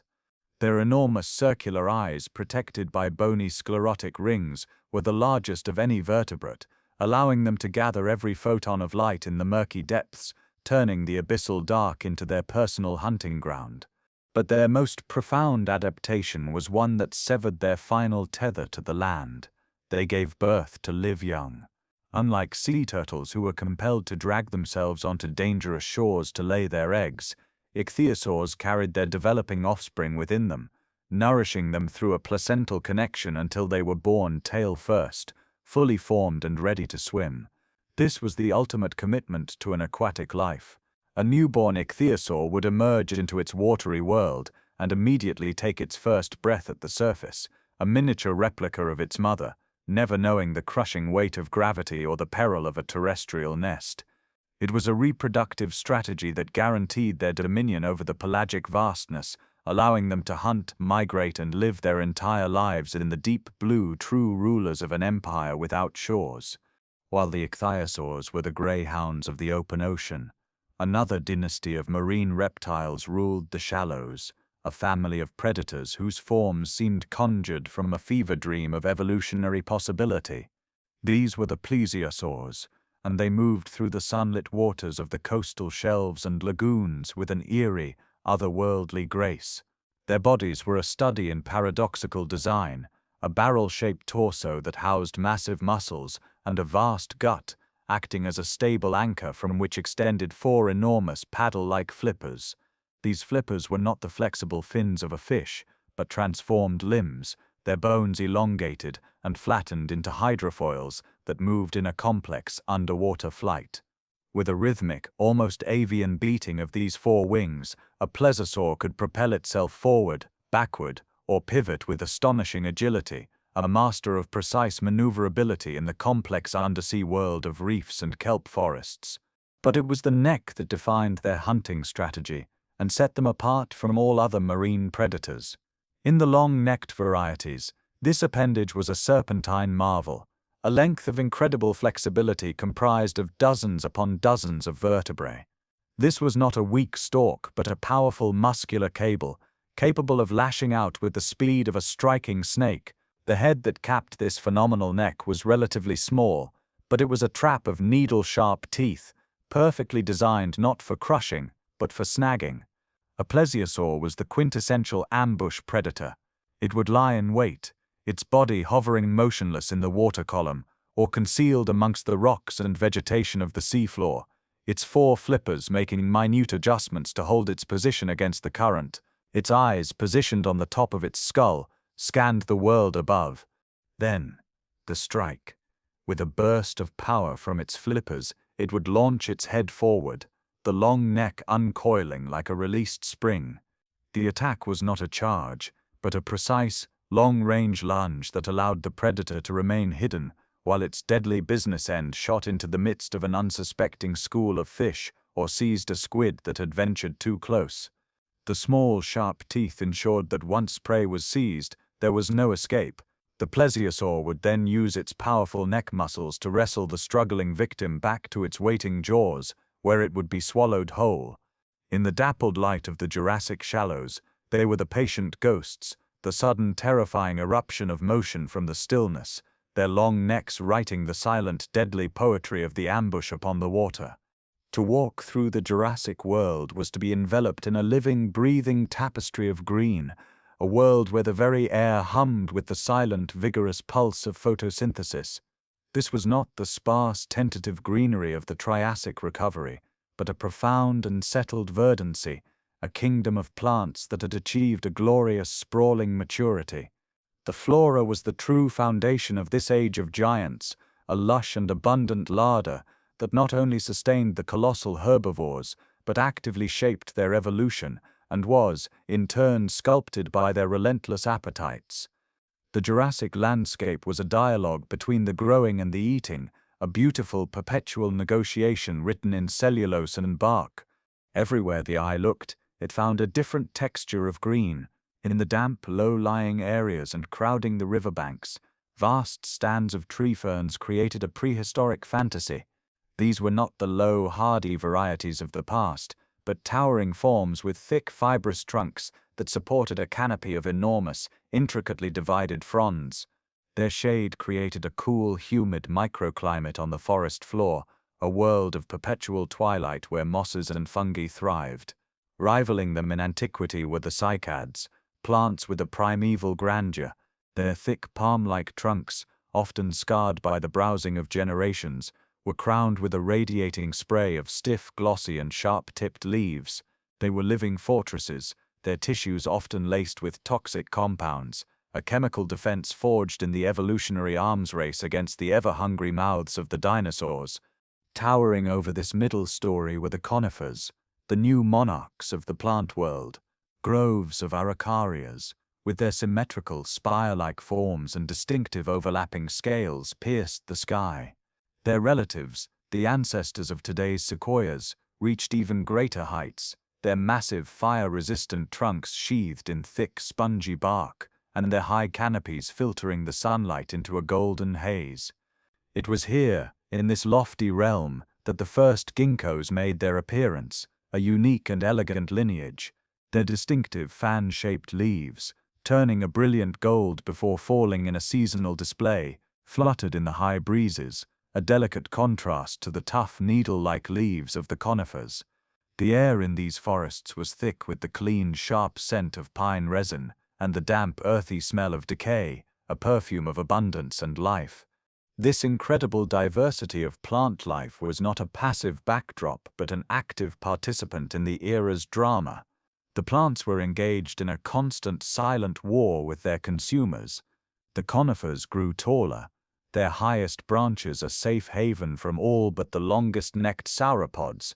They invested energy in producing resins and tannins that made their needles less palatable. The cycads perfected their chemical defenses, becoming walking pharmacies of deterrence. The low-lying ferns and horsetails developed rapid growth strategies, able to recover quickly from being cropped down by the countless ornithopods. The flora shaped the dinosaurs just as the dinosaurs shaped the flora. The sauropods' immense size and incredible necks were a direct response to the canopy's retreat. The complex, grinding batteries of teeth in ornithischians were an answer to the increasingly tough and chemically defended leaves. The Jurassic world was a product of this beautiful, relentless push and pull, a green engine whose boundless energy fueled the greatest dynasty of giants the world has ever known. The Jurassic world was not a collection of isolated actors, but a single, breathing organism, a complex, interlinked tapestry, where every thread from the smallest root to the largest predator was woven into a delicate and dynamic whole. To witness this world was to see a grand, perpetual dance of energy and matter, a system of breathtaking intricacy, where the fate of a flyer was tied to the hunger of a swimmer and the growth of a forest was shaped by the passage of a herd. It was a balance maintained not by peace but by a constant, elegant tension, a symphony of life played out across land, sea, and sky. On the sun-drenched fern prairies, The dance was one of immense scale and quiet consequence. A herd of sauropods, their necks moving in a slow, synchronized rhythm like the masts of great ships, would methodically strip the crowns of a grove of ginkgos. Their monumental consumption sent a constant rain of half-chewed leaves and broken twigs to the forest floor below. This detritus did not go to waste. It became a feast for a bustling metropolis of insects, beetles, springtails, and termites that churned the organic matter, breaking it down and enriching the soil.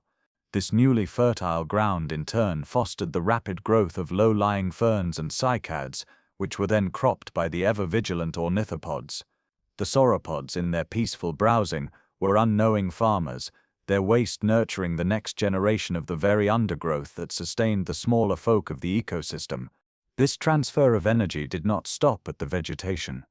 The constant movement of the great herds, the thud of their footsteps, the low frequency of their calls, vibrated through the earth, a language read by all. A pack of theropods, their keen senses attuned to the subtlest shift in the herd's behavior, would key in on a lagging juvenile or an individual showing the slightest sign of distress. Their successful hunt was a violent redistribution of the energy stored in the sauropod's tons of plant-processed flesh, but the kill was rarely consumed entirely. What the theropods left behind, the scraps of hide, the splintered bones, the offal, became a bonanza for smaller scavengers, eager pterosaurs, landing clumsily to squabble over morsels, sharp-toothed mammals emerging cautiously from their burrows under cover of darkness, and countless insects that would pick the skeleton clean. Nothing was wasted. Death fed new life in an endless, efficient cycle. Above this terrestrial drama, the masters of the sky wove their own threads into the tapestry. The fish-hunting pterosaurs, soaring on thermal winds along the coastlines, were vital couriers between the marine and terrestrial worlds. Their guano, dropped in great white splashes on their cliffside roosts, was a rich fertilizer that seeped into the soil and was carried by rains into the Jurassic forests, injecting vital marine nutrients into the land-based food web. A sudden scattered flight of these flyers could send a ripple of alert through the dinosaurs below, a silent signal of an approaching storm or the dorsal fin of a large marine predator cruising near the shore, connecting the mood of the ocean to the vigilance of the land. Beneath the waves, the balance was just as precise. The ichthyosaurs, hunting squid in the deep, kept those populations in check, preventing them from over-consuming the smaller fish that were crucial to the health of the reefs. The plesiosaurs, with their ambush strategies in the shallows, did the same for the schools of fish that grazed on algae. Their presence ensured the coral and sponge communities could thrive, which in turn provided shelter for countless other marine organisms. Even the death of a great marine reptile was an event of ecological significance, its sinking carcass creating a fleeting deep-sea oasis, a whale fall of the Mesozoic that would sustain specialized scavengers and filter feeders for months. This was the true portrait of the Jurassic world.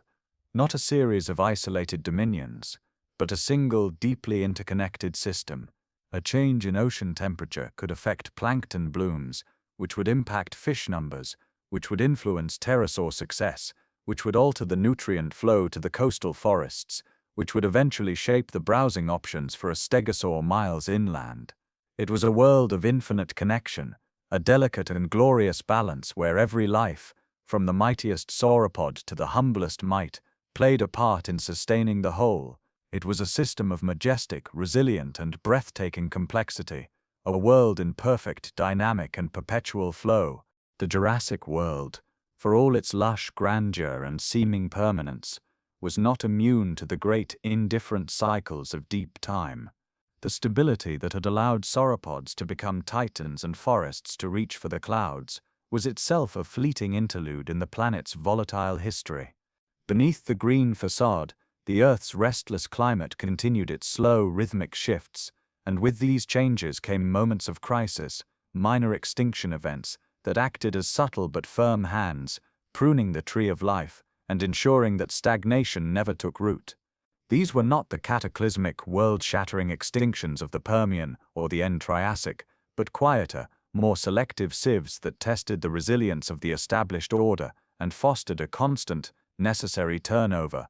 The triggers were often subtle: a slight shift in ocean currents that cooled the shallow seas, a period of increased volcanic activity in a remote corner of Pangaea that hazed the atmosphere with sun-blocking aerosols, or a gradual change in the composition of the air itself. For the magnificent marine reptiles, these shifts could be devastating. A cooling of the water, even by a few degrees, could disrupt the delicate breeding cycles of the ammonites and belemnites that formed the base of their food web. The great ichthyosaurs, so perfectly adapted to a specific thermal niche, would find their hunting grounds growing barren, their immense energy demands impossible to meet. Species that had ruled the waves for millions of years would gradually fade, their fossils marking not a single catastrophic layer, but a slow, gradual thinning in the rock record, a silent testimony to a world growing slowly colder or less abundant. On land, the effects were equally selective. Periods of increased aridity would see the great fern prairies retreat, replaced by tougher, scrubby vegetation. For the vast herds of sauropods, this meant longer migrations between reliable sources of food and water, a hardship that would inevitably cull the young, the old, and the weak. Specialized browsers, particularly those that relied on a single type of plant, might find themselves facing starvation if their preferred flora declined. In these moments of stress, the generalists thrived. The smaller ornithopods, with their versatile grinding dentition capable of processing a wide variety of tough plants, often weathered these changes with greater success than their more massive cousins. The predators, in turn, felt the ripple effects. A decline in large herbivores could lead to increased competition among theropods, driving evolutionary innovations in pack hunting and scavenging strategies. Yet these Jurassic extinctions were ultimately stories of resilience, not ruin. They were the ecosystem's way of renewing itself. A genus lost created space for a new, better adapted species to radiate from the survivors. A climatic shift that stressed the giants might allow a previously marginal group of smaller feathered theropods to diversify into new predatory roles. The constant, gentle pressure of these minor crises ensured that the Jurassic world did not become a static museum of its own success, but a dynamic, ever-evolving masterpiece. Life did not merely persist. It adapted, it turned over, it found new answers to ancient challenges. The cycle of extinction and recovery, the great enduring pulse of the planet, continued its slow beat even in the Age of Wonders, a quiet reminder that all reigns, no matter how glorious, are subject to the patient turning of the earth. The Jurassic world had reached its zenith, a crescendo of life so vast and vibrant it seemed the very planet thrummed with it. This was the crest of the wave, the peak of an era where dinosaurian design had been refined to breathtaking perfection, and every niche, from the forest floor to the open sky, teemed with specialized, magnificent forms. To stand in this world was to witness life in its most iconic and grandiose expression, a panoramic spectacle of scale, diversity, and interwoven complexity that would forever define the image of the deep past. The air itself felt thick with existence, heavy with the scent of resin, damp earth, and the musky presence of giants. Across the sun-drenched fern prairies, the scene was one of serene, monumental abundance. Herds of sauropods, their numbers stretching to the horizon, moved with a slow tectonic grace. Their immense bodies, the culmination of millions of years of evolutionary innovation in gigantism, formed living mountain ranges that shifted and flowed across the landscape. The sound was a constant, low-frequency symphony, the deep, resonant breathing of 100 giants, the soft seismic thud of their footsteps, and the relentless rhythmic clipping of countless jaws denuding the high canopies of conifers and ginkgos. Their passage was not destructive but generative. They were immense, mobile ecosystems, their rough hides hosting flocks of insects and small pterosaurs that picked at parasites, their droppings fertilizing the earth and encouraging lush new growth in their wake. They were the peaceful architects of the world, their sheer bulk a testament to the abundance that sustained them. Amidst these titans, the armored forms of stegosaurs moved like scattered fortresses, their plates catching the sunlight in flashes of muted color. Lower still, the undergrowth rustled and teemed with the small folk, countless ornithopods and smaller herbivores, their complex dental batteries grinding the tough vegetation into pulp, their constant vigilance a nervous counterpoint to the sauropod's placid certainty. And watching it all, from the edges of the groves and the shadows of the rock formations, were the theropods. They were the sharp-toothed balance to this immense piece, their forms ranging from feathered hunters the size of wolves to larger, sleek predators that paced the herds with a patient, lethal focus. Their presence injected a necessary tension into the scene, a reminder that this paradise was built upon a foundation of perpetual negotiation between life and death. The skies above this vibrant tableau were never empty. Pterosaurs of every size and shape rode the thermal currents, from the small insect-eating anaerognathids that flitted through the forest corridors like bats, to the larger fish-hunting rhamphorhynchoids that soared over the inland seas, their distinctive tail rudders steering them on precise aerial patrols. Their shadows swept over the land below, connecting the terrestrial drama to the marine world beyond the shores. And in those warm, shallow seas, the rulers of the deep completed the picture. The dolphin-like forms of ichthyosaurs sliced through the open water with powerful grace, while in the shallows, the long-necked plesiosaurs hovered like patient ghosts, their eerie silhouettes a promise of the ambush to come. It was a world of breathtaking fullness, a planet operating at the peak of its creative power. Every element was in place, every role was filled, and every organism was a masterpiece of adaptation, honed by eons of evolutionary pressure. The Jurassic peak was not a static painting but a dynamic, roaring engine of life, a complex interlocking system where the fall of a single leaf from a towering araucaria was part of a chain of events that fed a beetle, which fed a lizard, which fed a small theropod.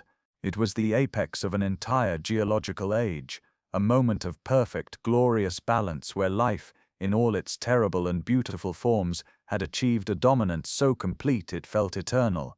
The crest of the wave held, suspended in time, a testament to the resilience and grandeur of the Mesozoic world.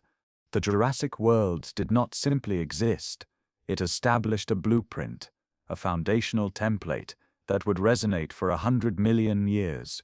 Its patterns, forged in the warm, stable greenhouse of the Middle Mesozoic, became the inherited laws of the age that followed.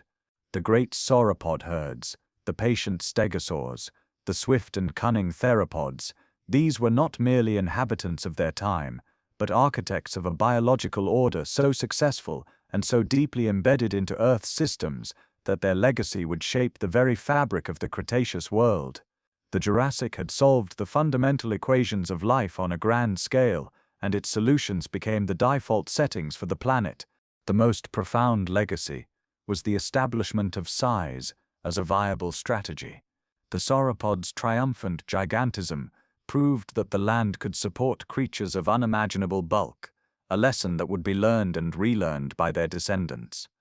The biological innovations that made it possible, the pneumatic bones, the efficient metabolism, the complex social herding, were not Jurassic inventions that died with their creators. They were a toolkit, a set of proven principles that future herbivores would draw upon, refining and modifying them for new environments and new challenges. The vast open forests they had created through their browsing, the migration routes they had trampled into permanence, became the established highways and settled geographies for all future life. They had engineered the world to suit their scale, and that world remained, waiting for new giants to walk it. Similarly, the arms race between predator and prey, honed to a razor's edge in the Jurassic, set a pattern of escalation that would define the rest of the dinosaur era. The theropods' pack-hunting strategies, their stamina, and their intelligence became the baseline for predatory excellence. In response, the defensive adaptations of the herbivores, the plates, the spikes, the clubbed tails, the herding behaviors, became standard features in the evolutionary catalogue. This dynamic tension, this beautiful and brutal dance, was the engine of dinosaurian evolution. It ensured that stagnation was impossible, that every advantage was met with a counter-advance, driving both hunters and hunted to ever greater heights of specialization and power. The Jurassic had perfected the rules of this engagement, and the Cretaceous would play the game with even higher stakes. Beyond the dinosaurs themselves, the Jurassic embedded its patterns into the very ecosystems. The division of the plant world into distinct layers, the high canopy, the middle story, the low undergrowth, was a Jurassic creation. The complex food webs that connected the smallest insect to the largest predator, the nutrient cycles that linked the deep ocean to the inland forests via pterosaur guano, the very structure of the air, thick with oxygen from the prolific global photosynthesis, all of this was the Jurassic's enduring gift to the future. It was a world that had achieved a deep, resilient equilibrium, a stable stage upon which the next act of the Mesozoic could confidently play out. The period had taken the raw, empty world inherited from the Triassic and had woven it into a rich, complex, and deeply interconnected tapestry. It had not just hosted the dinosaurs, it had made the Earth a dinosaur planet, through and through, setting the stage, the scenery, and the script for the grand and final act to come. Time, in its true dimension, is not a river but an ocean, an abyss of such profound depth that the rise and fall of entire dynasties are but ripples on its surface. The Jurassic world, with all its thunderous life and vibrant struggle, was but a single brilliant layer in the sediment of eternity. To comprehend deep time is to feel the vertigo of the abyss, to understand that the 60 million years that had passed since the Permian's silent grave were a mere breath held by the planet. In this vastness, the frantic urgency of the individual life, the fierce battles for territory, the growth of a forest, the death of a giant, all are rendered into a slow, stately dance of almost unbearable patience. The work of evolution is not a series of dramatic leaps, but the accumulation of infinitesimal moments, each one a whisper too faint to hear. It is the sum of a billion chance mutations, most vanishing without a trace, a rare few catching hold and spreading through a population over 100,000 generations. It is the slow, grinding pressure of a changing climate, selecting for a slightly thicker leaf, a more efficient lung, a tooth that wears down a micron less with each bite. The magnificent sauropod with its cathedral of bone did not appear fully formed. It was built grain by grain, over millennia, its greatness the product of countless anonymous ancestors who lived, bred, and died in obscurity, each contributing a tiny, perfect adjustment to the grand design. This is the true tempo of creation, agonizingly slow, monumentally patient, and utterly indifferent to the brief flicker of a single life. And woven through this immense tapestry is the fragile, shimmering thread of life's continuity. It is a thread so delicate that it has been severed, almost completely, not once but multiple times. The silence after the great dying, the emptiness following the end Triassic, these were moments when the thread grew thin, when the light of existence flickered and nearly went out. That it endured at all is the greatest miracle, a testament not to inevitability, but to a stubborn, tenacious will encoded in the simplest cell. The world of the Jurassic, for all its apparent solidity and power, was a gift purchased by catastrophe and held in trust by the survivors. Its lush forests, its teeming seas, its thunderous herds, all were born from a lineage of luck and resilience that stretched back to the first, desperate organisms rooting through Permian ash. The continuity of life is not a guarantee, it is a precarious, breathtakingly beautiful accident, a story written in water and light upon the stone of a world that is mostly cold and dark. To stand in the Jurassic is to stand upon a narrow ledge of vitality, with the abyss of deep time stretching away on all sides, a reminder of the sublime fragility of it all. A subtle but persistent unease began to thread through the lush fabric of the Jurassic world, a whisper of change carried on winds that no longer felt entirely benign. The deep, settled stability that had nurtured the Age of Giants was beginning to fray at the edges, tested by forces stirring deep within the planet itself. Far beneath the tranquil fern prairies and the root systems of the great conifer forests, the colossal raft of Pangaea continued its imperceptible but inexorable divorce.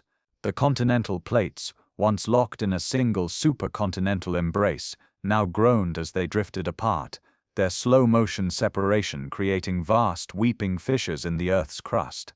From these deep wounds, the planet began to bleed a slow poison of carbon dioxide and methane, an invisible exhalation that thickened the atmosphere and trapped the sun's heat with a growing feverish intensity. The seas, those great regulators of the world's climate, began to respond to this atmospheric shift. Their levels, which had remained relatively constant for millions of years, grew restless. In some regions, the waters withdrew, exposing vast tracts of continental shelf that baked in the sun, their newly revealed mudflats cracking into hexagonal patterns of desiccation. In other areas, the melting of polar ice and the thermal expansion of the warming seawater caused a gradual, insidious creep inland, drowning coastal nesting grounds and cycad forests under a blanket of saline water. The delicate balance of salinity and temperature that sustained the great reefs and the ammonite shoals began to tilt, stressing the foundations of the marine food web. The ichthyosaurs and plesiosaurs, those perfected rulers of the deep, now hunted in waters growing strangely warm and lethargic, their ancient rhythms subtly disrupted. On land, the signs were written in the struggling vegetation at the margins. The hardy ferns that formed the prairies began to brown at their edges during the hotter, drier seasons, their recovery slower with each passing year. The great conifers showed signs of stress, their resin production increasing as if trying to seal themselves against a changing world. For the dinosaurs, these were not yet catastrophes, but new and perplexing evolutionary pressures. Migratory routes that had been reliable for generations now ended at unexpected shorelines or led to feeding grounds less abundant than before. The smaller, more sensitive species felt the shifts first, their nesting sites flooded by the encroaching sea or desiccated by unexpected drought. The world was not ending, but it was changing, its once reliable rhythms becoming unpredictable.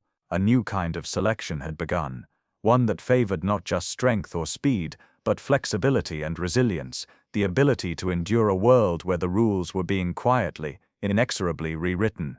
The storm was not yet upon them, but the pressure was building in the air, a gathering tension that promised a future of challenge and transformation. The world, once a singular, unbroken expanse of familiar green and gold, was coming undone at the seams. The deep subterranean groan that had been a faint tremor in the Jurassic was now a persistent, planetary ache. Pangaea, the ancient supercontinent that had cradled the dawn of dinosaurs, was fracturing, its continental plates drifting apart with the slow, inexorable force of deep time. Between these separating landmasses, new, narrow seas began to form, warm, shallow bodies of water that pulsed with strange currents and teemed with nascent life. These were not the vast, deep oceans of a later age, but embryonic passages, their waters a milky turquoise blue as they flooded low-lying basins and carved brand-new coastlines into the face of the world. The very geography of life was being redrawn, and with it, the destinies of every living thing. This continental divorce brought a cascade of climatic consequences. The single monolithic climate of the Jurassic, with its reliable patterns of rainfall and temperature, began to fragment. As the land masses drifted toward their modern positions, they created new mountain ranges that disrupted air currents and cast vast rain shadows. The interior of the new continents grew drier, more seasonal, while the expanding coastlines enjoyed the moderating influence of the new seas. The world was becoming a patchwork of microclimates, a planet of environmental variety, rather than uniform greenhouse stability. This was no sudden cataclysm, but a gradual, pervasive shift, a turning of the planetary dial that would demand new answers to ancient questions of survival. For the dinosaurs, this was not an end, but a summons to evolve.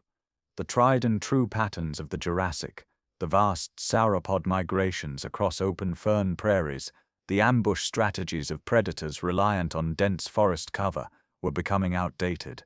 The world was offering new stages, and it demanded new actors. In the drying interiors, where scrubby, tough vegetation replaced the lush Jurassic ferns, the simple leaf-stripping teeth of many herbivores would prove insufficient. Along the new coastlines, where the rotting vegetation of flooded forests created rich, brackish deltas. Opportunities abounded for those who could exploit them. The fragmentation of the land itself meant populations were becoming isolated on drifting continental rafts, each group now free to follow its own unique evolutionary path without competition from its cousins an ocean away. The age of global uniformity was over. The age of regional specialization and spectacular innovation was about to begin. The stage was set for a new act in the Mesozoic drama, one that would be played out on a world more diverse, more complex, and more challenging than any the dinosaurs had ever known. A quiet revolution was unfolding beneath the feet of the giants, a transformation so subtle yet so profound it would redefine the very essence of the world. In the sheltered, damp soils along the new river deltas, and in the dappled understory of the fragmenting forests, a new kind of plant was taking root. These were not the ancient spore-bearing ferns or the cone-producing conifers that had dominated for eons. These pioneers possessed a secret weapon, a reproductive strategy of breathtaking ingenuity and efficiency. They were the angiosperms. The flowering plants and their humble blossoms held the key to the next great shift in the history of life. Their advantage was encapsulated in the flower itself, a complex structure designed not for passive wind-borne dispersal, but for targeted attraction. Where conifers released clouds of dust-like pollen to the vagaries of the wind, a wasteful and chancy process, angiosperms invested their energy in seduction. They evolved petals painted in vivid ultraviolet patterns invisible to dinosaurian eyes but irresistible to the newly diversifying insects. They produced nectar, a precious, energy-rich liquid reward, and perfumed the air with intoxicating scents. This was a biological pact, a mutualism that ensured precise, efficient pollination. The insects in their bustling, hungry millions became unwitting couriers, moving from flower to flower, ensuring genetic mixing and reproductive success with a reliability that the ancient gymnosperms could never match. This revolutionary strategy allowed them to spread with a speed that reshaped the landscape. They were faster growing, more adaptable, and could colonize disturbed ground. Riverbanks scoured by floods, clearings created by fallen trees, the very shorelines of the new Cretaceous seas with astonishing rapidity. They began to form dense, low thickets and sprawling meadows of soft, broad-leaved plants, a stark contrast to the tough, fibrous vegetation of the Jurassic. This new greenery was not only more abundant but often more nutritious, its leaves tender and packed with readily available energy. The world was acquiring a new texture underfoot and a new palette of greens, and the herbivores that walked upon it would soon find their menus and their very bodies transforming in response. The age of flowers had dawned, and with it, a silent, verdant overture to the most dramatic and final act of the dinosaurian reign. The world was changing, and with it, the very nature of the bite. The quiet revolution of the flowering plants had spread a new, tender, and abundant carpet across the Cretaceous landscapes, but this bounty was not without its challenges. The soft, fast-growing leaves of the angiosperms were often laced with novel defensive compounds, alkaloids, and tannins that could sicken the unadapted. In response, a new generation of herbivores was evolving, their forms honed not for bulk or armor, but for the sophisticated processing of this transformed menu. On the horizon of deep time, the silhouettes of coming giants began to take shape, the ceratopsians and the hadrosaurs, herbivores whose names would become synonymous with the Cretaceous, their success written in the complex architecture of their jaws and the intricate patterns of their social lives. The ceratopsians were the coming fortresses, their design a declaration of formidable defense and communal living. Their most spectacular feature, the great bony frill that extended from the back of the skull, was more than mere ornamentation. It was a shield for the vulnerable neck, a platform for immense jaw muscles, and a canvas for vivid color displays used in recognition and ritual. But their true innovation lay at the front of the skull, a fearsome beak, razor-sharp and parrot-like, capable of snipping through the toughest stems and branches. Behind this beak sat batteries of teeth arranged in complex dental batteries, rows of grinding surfaces that worked in precise opposition, acting like biological scissors and grindstones. This apparatus could slice through fibrous vegetation and pulverize it into a digestible paste with an efficiency that the simple teeth of Jurassic giants could never match.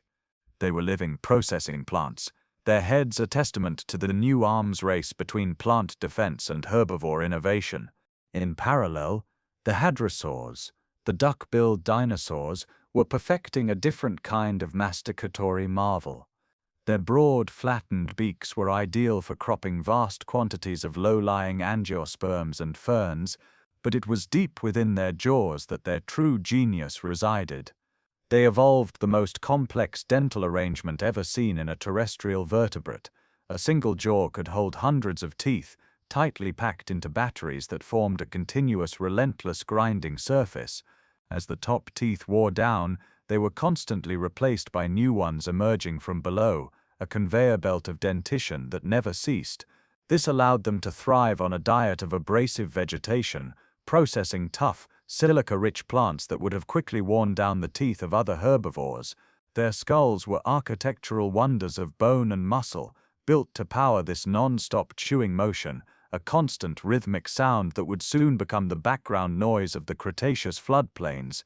These anatomical revolutions were matched by a foreshadowing of breathtaking social complexity. The evidence written in the stone of a future not yet come hinted at vast herd structures, of ceratopsians moving in defensive phalanxes, their frills creating a wall of bone against predators, and of hadrosaurs gathering in congregations of thousands for migration and protection. There would be nesting colonies, carefully organized and fiercely defended, and communication through low-frequency calls that rumbled across the open plains, maintaining the cohesion of the group over immense distances. They were not just solitary feeders but social beings, their survival tied to the strength of the community. The world of the lone, placid giant was fading. The future belonged to the organized, the efficient, and the numerous.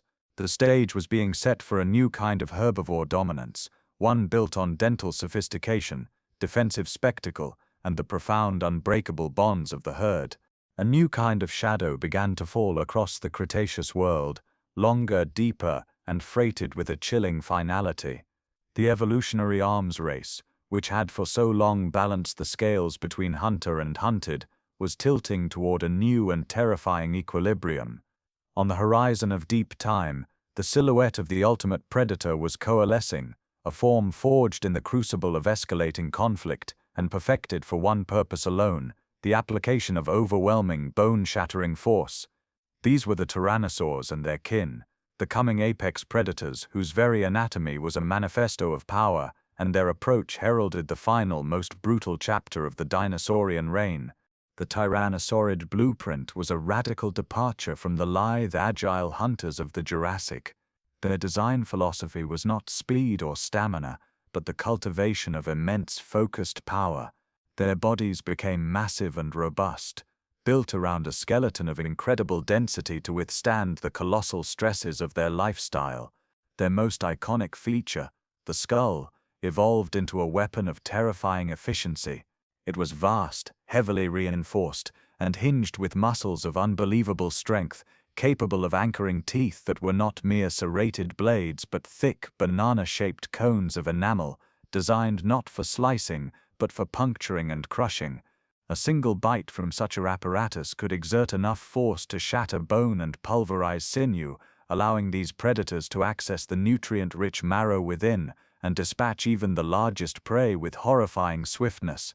Their forelimbs, though comically small in comparison, were powerfully muscled and likely served as anchors or grappling hooks during the final, fatal struggle. But the Tyrannosaurs were not alone in their ascent. The changing world was giving rise to other specialized hunters, each a nightmare tailored to its own domain. In the southern continents, the abelisaurids were perfecting their own brand of predation. Built lower to the ground and possessing shorter, deeper skulls often adorned with bizarre crests and knobs, they were the ambush specialists of the arid interior, their powerful leg muscles built for explosive short-range charges to overwhelm their prey. Meanwhile, the dromaeosaurs, the raptors, were refining the pack-hunting strategies of their ancestors to a razor's edge. Cloaked in sophisticated feathers that provided insulation and perhaps display, They were the intelligent, coordinated wolves of the Cretaceous, their retractable, sickle-shaped claws on each foot designed to deliver precise, lethal kicks to vital areas, while their powerful jaws held on tenaciously. These were not merely new predators. They were the culmination of 100 million years of evolutionary pressure. They represented the final terrifying answer to the defensive adaptations of the new herbivores, the frills, the herds, the armor. Their rise signaled a world where the stakes of the hunt had never been higher, where the balance of power was shifting toward a swift, brutal, and decisive end. The age of the patient chase was giving way to the age of the ambush and the overwhelming assault. The Cretaceous sun would soon shine down on hunting grounds where the only law was the law of the killing bite, and the shadows that fell there would be longer and far more final than any that had come before. The Jurassic skies, once dominated by the long-tailed rhamphorhynchoids, now gave way to a new and terrifying majesty. A shadow, vaster than any cloud, swept across the Cretaceous coastlines, a silhouette of impossible wings, and a crest that cut the sky like a sail. This was the age of the Azhdarchids, the true titans of the air, and their reign was one of breathtaking scale and silent, soaring dominion. From the humble, flitting pioneers of the Triassic, the pterosaur lineage had ascended to its ultimate expression, producing giants like Quetzalcoatlus, whose wingspan stretched as wide as a small aircraft, turning the very act of flight into a spectacle of sublime, terrifying power. Their anatomy was a study in extremes, a refinement of the pterosaur blueprint pushed to its absolute limit. Their necks, elongated into graceful muscular arcs, allowed their heads, often bearing spectacular bony crests, to function as precise tools on a living crane, able to dip and pluck from the ground without the immense body ever needing to land. Their limbs were astonishingly long and light, their bones a delicate latticework of strength and minimal weight. But it was their wings that defied belief, vast, leathery sails that caught the thermal currents rising from the sun-baked earth, allowing them to soar for hours, even days, with barely a wing beat. They were not merely flyers, they were masters of the sky's energy, living gliders who rode the wind with an economy of motion that made their immense size seem weightless. These sky titans were the undisputed lords of the coastal realms and inland river systems. From their impossible height, their keen eyes missed nothing: a turtle scrambling up a muddy bank, a small dinosaur carcass half hidden in the reeds, a fish struggling in a tidal pool. With a tilt of a wingtip they would spiral down, their descent a controlled, silent plummet that ended not in a clumsy splash, but in a precise, stork-like landing. Their long, spear-like beaks, devoid of teeth, would dart out with shocking speed to seize their prey, swallowing it whole. They patrolled the shorelines like sentinels, their immense shadows a moving omen for the creatures below, a reminder that the sky itself now held a predator of colossal and silent intent. They were the final magnificent word in pterosaur evolution, a dynasty of giants who ruled the warm, windy currents of the late Cretaceous, their silent, soaring forms the last and greatest masters of the air before the world fell forever silent. While the land and air bred new forms of titanic power, the seas were not content to be ruled by the ghosts of the Jurassic past. A new, terrifying dynasty was rising from the deep, a lineage of marine predators that would eclipse even the great ichthyosaurs and plesiosaurs in sheer, nightmarish ferocity. The warm, shallow seas of the fragmenting Cretaceous world became a battleground for these new leviathans, and their ascent marked a final, chilling chapter in the reign of the marine reptiles. They were the mosasaurs and the plesiosaurs, and they brought a new kind of violence to the ancient waters.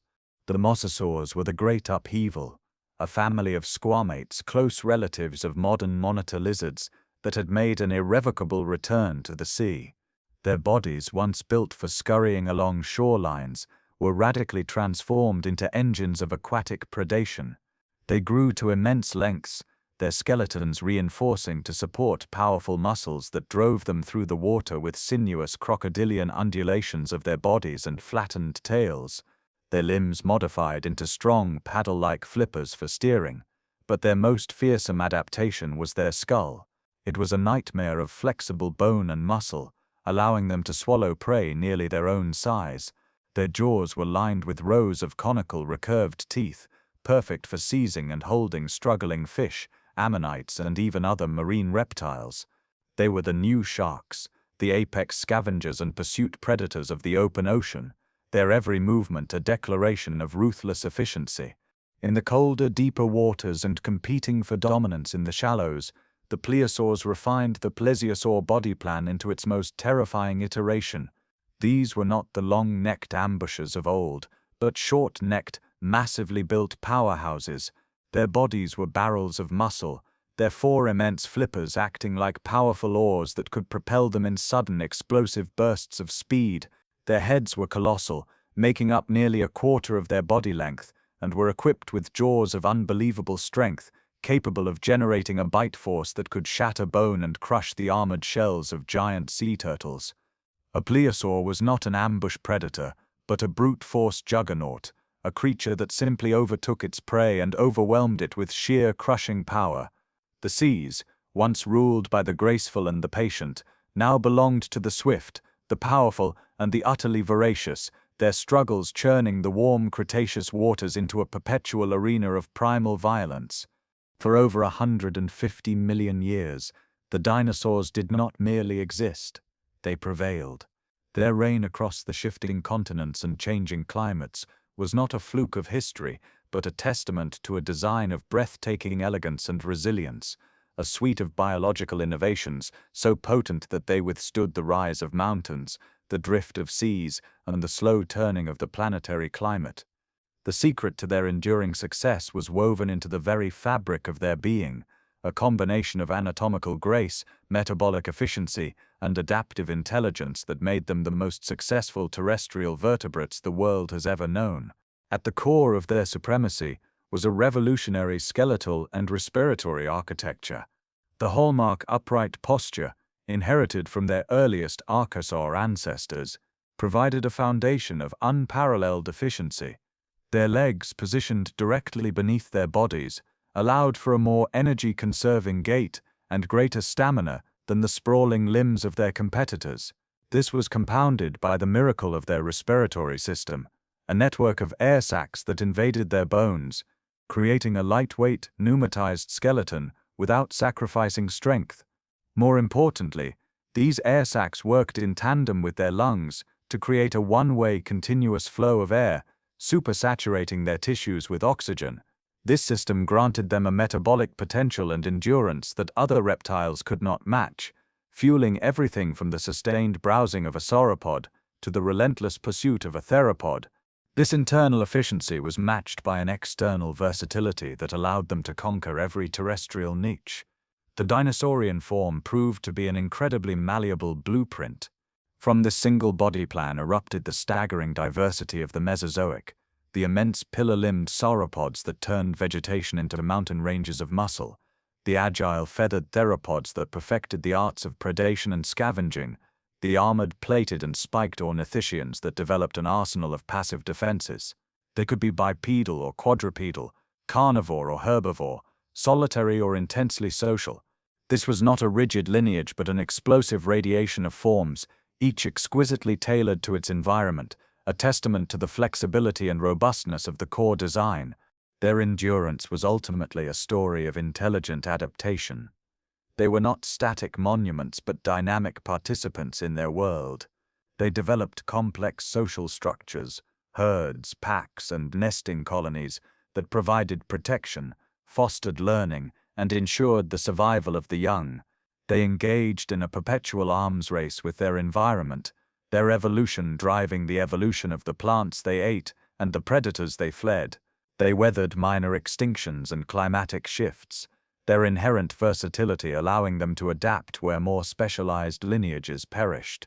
For an eternity of geological time, they were the undisputed masters of the land, their success written in the very stone of the planet, an enduring dynasty forged not by chance, but by a design of sublime and powerful perfection.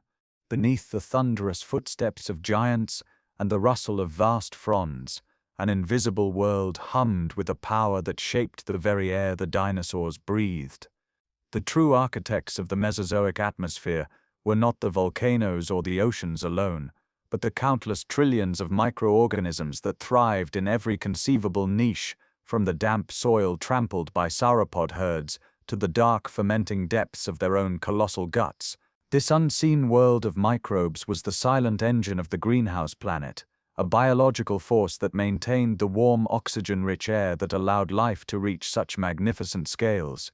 The age of dinosaurs was, in its most fundamental sense, an age of bacteria, archaea, and fungi, whose relentless cycles of consumption and excretion wrote the chemical signature of an entire era. In the vast, swampy deltas and warm, shallow seas, cyanobacteria performed a silent alchemy that had already once transformed the planet billions of years before. In the sunlit upper waters, they photosynthesized, drawing in carbon dioxide and releasing oxygen, helping to maintain the atmosphere's rich, breathable composition. But in the oxygen-poor depths of these same waters, other communities of microbes thrived through methanogenesis, consuming organic debris and exhaling vast quantities of methane, a potent greenhouse gas that seeped into the atmosphere and trapped the sun's heat with far greater efficiency than carbon dioxide. This delicate balance between oxygen producers and methane producers helped sustain the planet's warm, stable climate, a global thermostat managed by organisms too small to see. Within the dinosaurs themselves, this microbial world was just as vital. The immense sauropods, with their diets of tough, fibrous vegetation, were not digesting their food alone. Their cavernous stomachs and elongated intestinal tracts were fermentation chambers, hosting complex ecosystems of symbiotic bacteria and protozoa.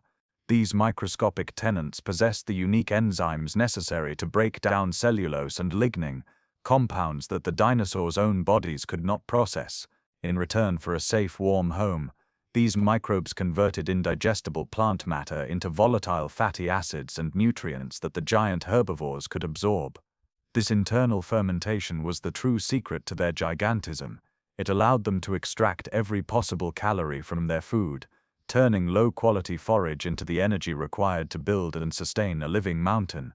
The very breath of a sauropod, warm and heavy with the byproducts of this microbial digestion, was a tangible exhalation of the unseen world within, a small contribution to the greenhouse air that enveloped the planet. The dinosaurs did not just live in their world, they were intimately woven into its most fundamental processes, their magnificent physiology and the global climate both dependent on the silent, relentless work of the smallest life. The Mesozoic world was a grand ballroom, and every life within it knew the steps to a single eternal dance, the dance of predation. It was a waltz written in blood and instinct, a performance of breathtaking grace and brutal necessity that played out from the deepest seas to the highest canopies. In this dance there were no permanent leaders, only partners locked in a perpetual embrace where the roles of hunter and hunted could reverse in the space of a heartbeat. The rhythm was set by the pounding of hearts, the rustle of pursuit, and the silent final punctuation of the kill. In the dappled light beneath the Jurassic conifers, the dance was one of stealth and sudden violence. A small, feathered theropod, its body a tapestry of muted browns and grays, became a living shadow, its every movement a study in controlled silence. It flowed through the undergrowth with a liquid grace, its head cocked, its large eyes missing nothing. Its prey, a lizard basking on a sun-warmed rock, was a study in oblivious stillness. The dance was a slow, deliberate approach, a closing of distance measured in millimeters per second. Then the tempo shifted, a blur of motion, a precise darting lunge, and the dance ended with the quick, efficient snap of jaws. The hunter became the consumer, and the energy of the sun stored in the lizard's flesh was transferred, fueling the next pursuit. On the open fern prairies, the dance took on an epic scale. A pack of larger theropods moved with a coordinated intelligence, their communication a series of low clicks and subtle body shifts. Their quarry was a young sauropod that had strayed too far from the protective bulk of the herd. The dance here was one of strategy and stamina, a test of wills. The predators harried and feinted, working as one to isolate the giant, their movements a fluid, terrifying choreography of distraction and attack. The sauropod, though young, was not without its own steps, a sudden panicked charge, a desperate attempt to rejoin the herd, the powerful swing of its neck acting as a living club. This dance was longer, more complex, its outcome uncertain until the moment a set of serrated teeth found purchase in a vulnerable flank, turning the struggle into a conclusion. Even the skies and seas had their own versions of the ballet. A rhamphorhynchoid pterosaur soared on fixed wings, its eyes scanning the shimmering surface of an inland sea. Its dance was one of patience and precision, a long gliding wait until the silver flash of a fish school betrayed itself. Then came the dive, a controlled plummet that ended in a neat, almost delicate pluck from the water. Below the waves, a plesiosaur hovered, its four flippers making tiny, precise adjustments to hold its position in the current. Its long neck was coiled, a spring loaded with potential energy. The dance was one of absolute stillness followed by explosive release, the neck unspooling to snatch a squid from the water with a speed that belied its seemingly languid form. This was the constant, graceful and brutal interplay that defined existence. It was a dance that drove evolution, honing the speed of the prey and the cunning of the predator in an endless feedback loop. It was a thing of terrible beauty, a fundamental truth of the living world where life could only persist through the consumption of other life. In every forest, on every plain, and in every sea, the music never stopped, and the dance of predation continued, its steps as old as time itself. In the soft, sun-warmed earth of a secluded Cretaceous floodplain, a profound and tender drama unfolded, one that challenged the ancient, brutal narrative of the predator's dance. Here, in carefully excavated hollows arranged in a vast communal nursery, the dinosaurs revealed a softer dimension to their reign. This was the world of the nurturers, where the relentless drive of evolution expressed itself not in tooth and claw, but in the patient, vigilant act of care. The air, thick with the scent of damp soil and warm vegetation, hummed with a different kind of intensity, the low, reassuring rumble of a parent brooding its clutch, a sound that spoke of a future protected, not a life extinguished.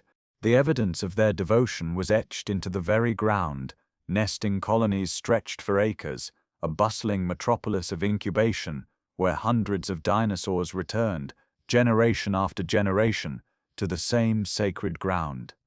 The nests themselves were marvels of instinctual engineering, shallow bowl-shaped depressions meticulously lined with fresh vegetation. As this green blanket decayed, it released a gentle fermenting heat, a natural incubator that supplemented the warmth of the sun and the parent's own body.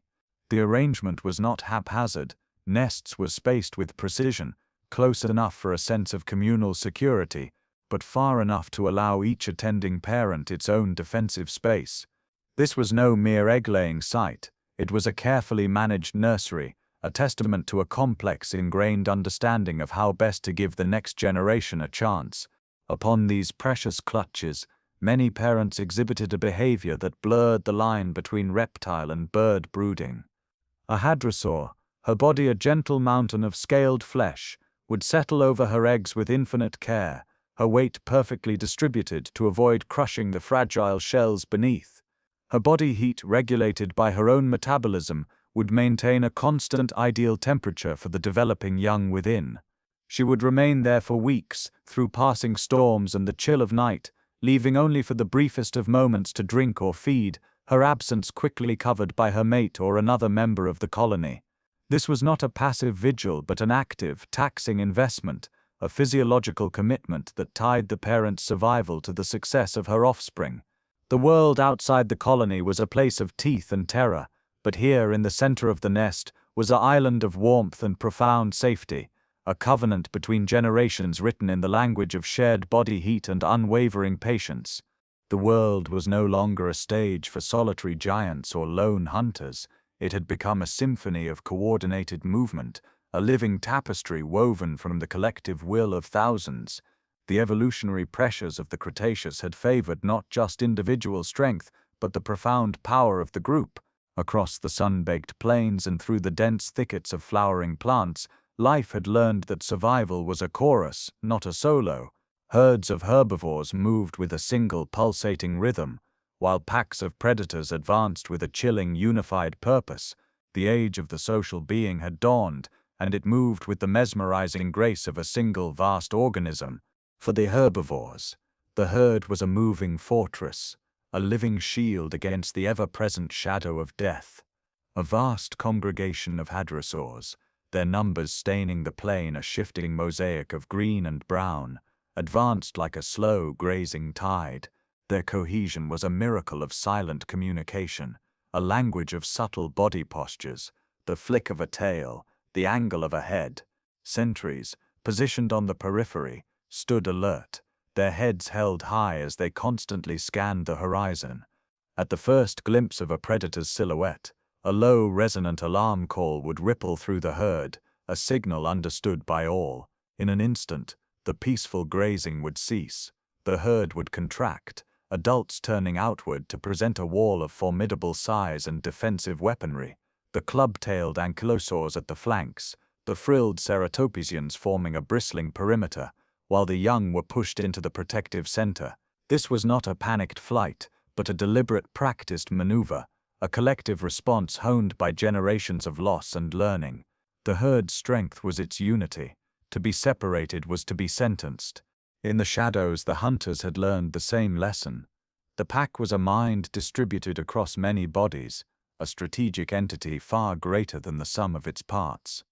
A group of dromaeosaurs, their feathered forms flitting through the undergrowth like coordinated ghosts, moved with an unnerving synchronicity. They fanned out without a sound, using the terrain to their advantage, their communication a series of almost imperceptible glances and subtle shifts in posture. They did not merely chase, they orchestrated. Some would drive the prey, harrying and nipping to steer the targeted individual away from the safety of the herd. Others would lie in wait, hidden in ambush, their sickle claws tensed. Their attack was a cascade of perfectly timed violence, each member understanding its role in the complex ballet of the kill. This was intelligence made manifest in action, a shared purpose that turned a group of mid-sized predators into a force capable of bringing down prey many times larger than themselves. The success of the pack was a testament to cooperation, to the shared reward that made the risk worthwhile.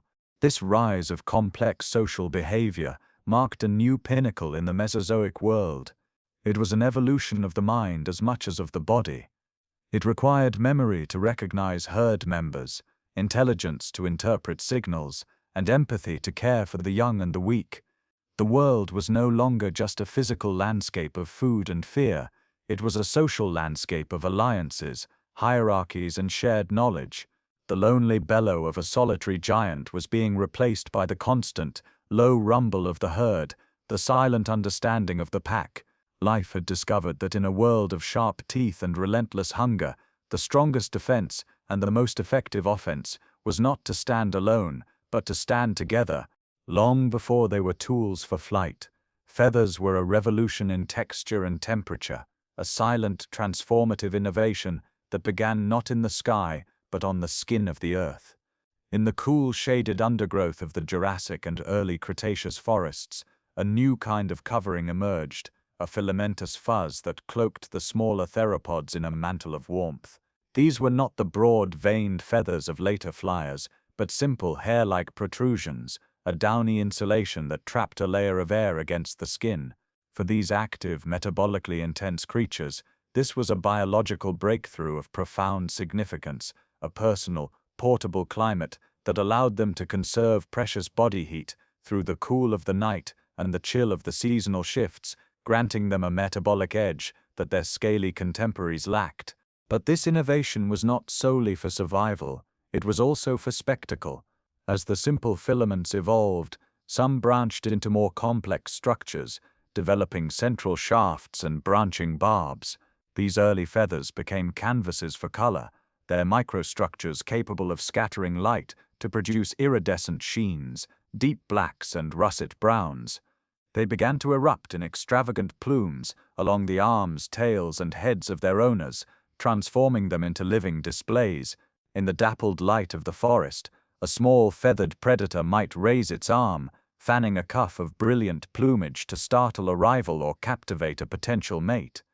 The world of the dinosaurs, once a realm of scale and horn, now shimmered with subtle color and movement, a silent visual language written in the intricate patterns of feather and hue. This was display as a form of communication, a way to assert dominance, attract a partner, or signal fitness without the energy cost of physical combat. The true genius of this innovation lay in its accidental potential. The same insulating coat that kept a small hunter warm also increased its surface area, and the same display feathers that flashed in ritualistic dances could, with slight modifications to their shape and arrangement, catch the air. A desperate leap to snatch an insect from a branch became a slightly longer glide. A bounding run downhill became a controlled, air-resisted dash.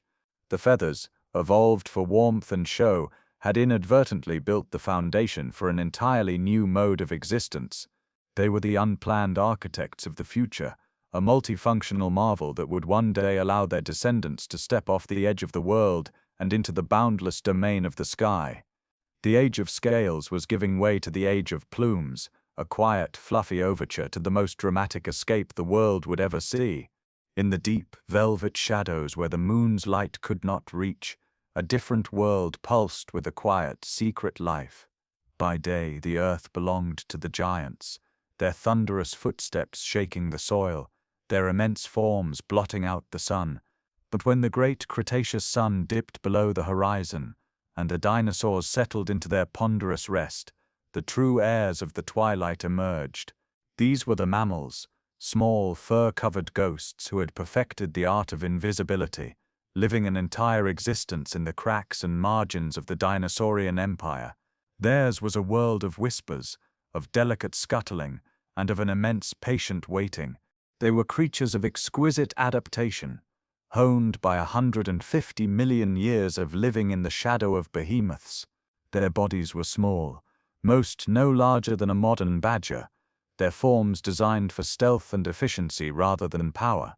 Thick coats of fur, a revolutionary innovation in insulation, kept their high metabolisms burning warm through the cool nights, allowing them to remain active while the cold-blooded giants grew sluggish and still. Their senses were tuned to a different frequency: large, light-gathering eyes that could see in the faintest starlight, ears that could twitch at the fall of a leaf 100 yards away, and sensitive whiskers that mapped the darkness through touch. They navigated their world not by sight but by scent and sound, reading the night air for the musk of predators, the promise of food, and the presence of kin.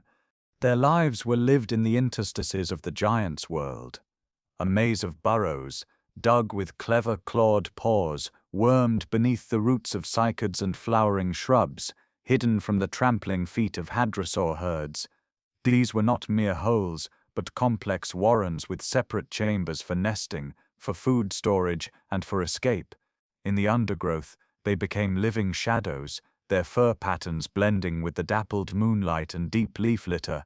Their diet was one of opportunity and cunning, a feast of insects drawn to the colossal droppings of sauropods, the fallen nutrient-rich fruits of the new angiosperms, the occasional lizard or small dinosaur egg pilfered from an unguarded nest. They were the ultimate generalists, the cleaners, the recyclers, turning the scraps and leavings of the dinosaurian world into sustenance, and through it all, they waited. Their strategy was not confrontation, but endurance. Their evolutionary investments were in brains over brawn, in parental care over prodigious numbers, in metabolic efficiency over immense size. They raised their young in the deep safety of their burrows, nursing them with milk, a sustained, energy-rich investment that gave each offspring a high chance of survival. They learned, they remembered, they adapted. They watched the comings and goings of the titans with a quiet, ancient understanding. They were witnesses to the entire Mesozoic drama, a persistent furry heartbeat beneath the thud of dinosaurian feet. Their time was not yet come. The world still belonged to the thunder, but they were there, always there, waiting in the deep, silent dark for the moment the music of the giants would finally stop, and the long, patient night would at last be theirs. The great wheel of life does not turn gently. It grinds forward through catastrophe, its progress measured in eons of silence and sudden explosive renewal. The history of the Earth is written in layers of ash and bone, a testament to the grand, indifferent cycle that governs all existence, the cycle of extinction and recovery. It is a process not of random destruction, but of profound and necessary pruning, a planetary-scale editing of the tree of life that clears away the old and specialized to make way for the new and adaptable. In the deep silence that follows the fire and the flood, in the eerie emptiness, scoured by poisoned seas and ashen skies, lies the most potent creative force in the universe, opportunity. The great extinctions are the reset buttons of evolution. They are the great levelers, the crises that do not distinguish between the mighty and the meek, the ancient and the newly evolved. They test every lineage against the brutal, impartial metrics of flexibility, resilience, and sheer dumb luck. The mighty Rawasukians, perfected for a world of sun-baked plains, found no refuge in the endless rain of the Carnian pluvial event. The specialized phytosaurs, lords of the Triassic rivers, watched their kingdoms dissolve in the acidifying waters of the end-Triassic volcanism. Their demise was not a failure, but a testament to the specificity of their perfection. They were exquisitely adapted to a world that in a geological instant ceased to exist. Their passing left thrones vacant, niches abandoned, and resources untapped, a vacuum that nature, in its abhorrence, would not long tolerate. Into these voids the survivors step. They are never the most spectacular, the most powerful, or the most dominant forms of their age. They are the generalists, the opportunists, the unassuming forms that lived on the margins, their simple, robust biologies suddenly becoming the key to the future. The Paleontologists, rooting through Permian ash, the humble, agile early dinosaurs, dodging the feet of Triassic giants. Their advantages, once minor, become monumental in a world stripped bare. Their story is always the same, a slow, patient colonization of the emptiness, a radiation of forms into the waiting spaces, an evolutionary explosion fueled by the released pressure of vanished competition. The recovery is not a return, it is a reinvention. The world that emerges from the silence is never the same as the one that entered it. It is a new world, built by new architects, a fresh chapter written with the raw materials of the old. The cycle is the engine of novelty, the relentless creative destruction that has, time and again, pushed life to new heights of diversity, complexity, and awe-inspiring grandeur. It is the great turning wheel upon which the destiny of all life is forged. For all the bones we have gathered, the skeletons we have mounted, and the stories we have painstakingly reassembled, the age of dinosaurs remains a cathedral built upon a foundation of shadows. The fossil record is not a perfect chronicle, but a fragmented, biased manuscript, its pages weathered by time, its most delicate passages forever lost to the relentless grinding of the geological mill. We trace the outlines of giants in stone, but the living breath that filled them, the vibrant textures of their existence, have vanished into the deep, silent well of the past. What we know is dwarfed by what we can never know, the mysteries that lie forever beyond the reach of the rock, the intimate details of a world that is gone. The most profound gaps are those of behavior, the unfossilized moments that defined their lives. We can infer a pack hunt from a concentration of different-sized theropod tracks, but we cannot hear the subtle guttural signals that coordinated their attack, the complex social language that bound them together. We can marvel at the intricate architecture of a hadrosaur's nest, but we cannot know the specific, tender rituals of care, the way a parent might have nudged an egg, the soft sounds exchanged between hatchlings, the unique scent of a newborn dinosaur. The vibrant displays of feathered theropods are reduced to inferences from quill knobs and melanosome structures. The actual spectacle, the iridescent flash of a crest in the sun, the intricate dance performed to win a mate, is a phantom show, a performance for an audience of one. Deep time itself. And then there is the silence. The Mesozoic world was not a mute stage. It must have been a roaring, shrieking, bellowing symphony of sound. The low-frequency infrasound rumble of a sauropod herd communicating across miles, a vibration felt in the bones more than heard by the ears, the challenging roar of a large theropod, a sound that would have frozen the blood of every creature within hearing, the honks and bellows of hadrosaurs across a crowded floodplain, the skittering calls of pterosaurs on a cliff face, the hiss and splash of a mosasaur breaching the surface. This rich, layered soundscape, the true audio texture of the world, has been utterly erased. We walk through the skeletons of their world in a profound and permanent silence, our imaginations straining to fill a void that can never be filled. The fossil record gives us the actors and the stage, but the music of the play is lost forever, an unknowable melody that died with the last non-avian dinosaur. The reign of the great sauropods and theropods did not truly end. It simply changed its form, trading thunderous footsteps for the soft rustle of feathers and the beat of wings against the sky. The legacy of the dinosaurs is not confined to the silent stony halls of museums. It lives and breathes among us, flitting through backyard gardens, soaring on mountain thermals, and pecking at crumbs on city streets. The birds are not mere descendants of dinosaurs, they are dinosaurs, the last surviving lineage of that magnificent dynasty, carrying the ancient bloodline into the modern world with a grace that belies their titanic heritage. In the delicate skeleton of a sparrow, or the powerful frame of an eagle, the echoes of the Mesozoic are unmistakable. The wishbone, or furcula, that strengthens a bird's flight stroke, is a direct inheritance from theropod ancestors like Velociraptor, a fused clavicle that once helped brace the chest against the stresses of a predatory lunge. The arrangement of their hip bones, the structure of their ankles, the way their toes are positioned, all are variations on a theme written over 150 million years ago. Even their most celebrated feature, the feather, was not an invention of birds but an heirloom from their dinosaurian forebears, first evolved for insulation and display long before it ever caught the wind. A bird in flight is not a break from the past but its ultimate expression, a theropod dream realized. Beyond the birds, the ghost of the dinosaur persists in the broader tapestry of modern fauna. The erect, pillar-like gait that first allowed the early archosaurs to dominate the Triassic is now the standard blueprint for nearly all large terrestrial mammals, from sprinting cheetahs to ambling elephants. The complex social behaviors seen in hadrosaur herds and dromaeosaur packs find their mirror in the coordinated hunting of wolves and the intricate hierarchies of primate troops.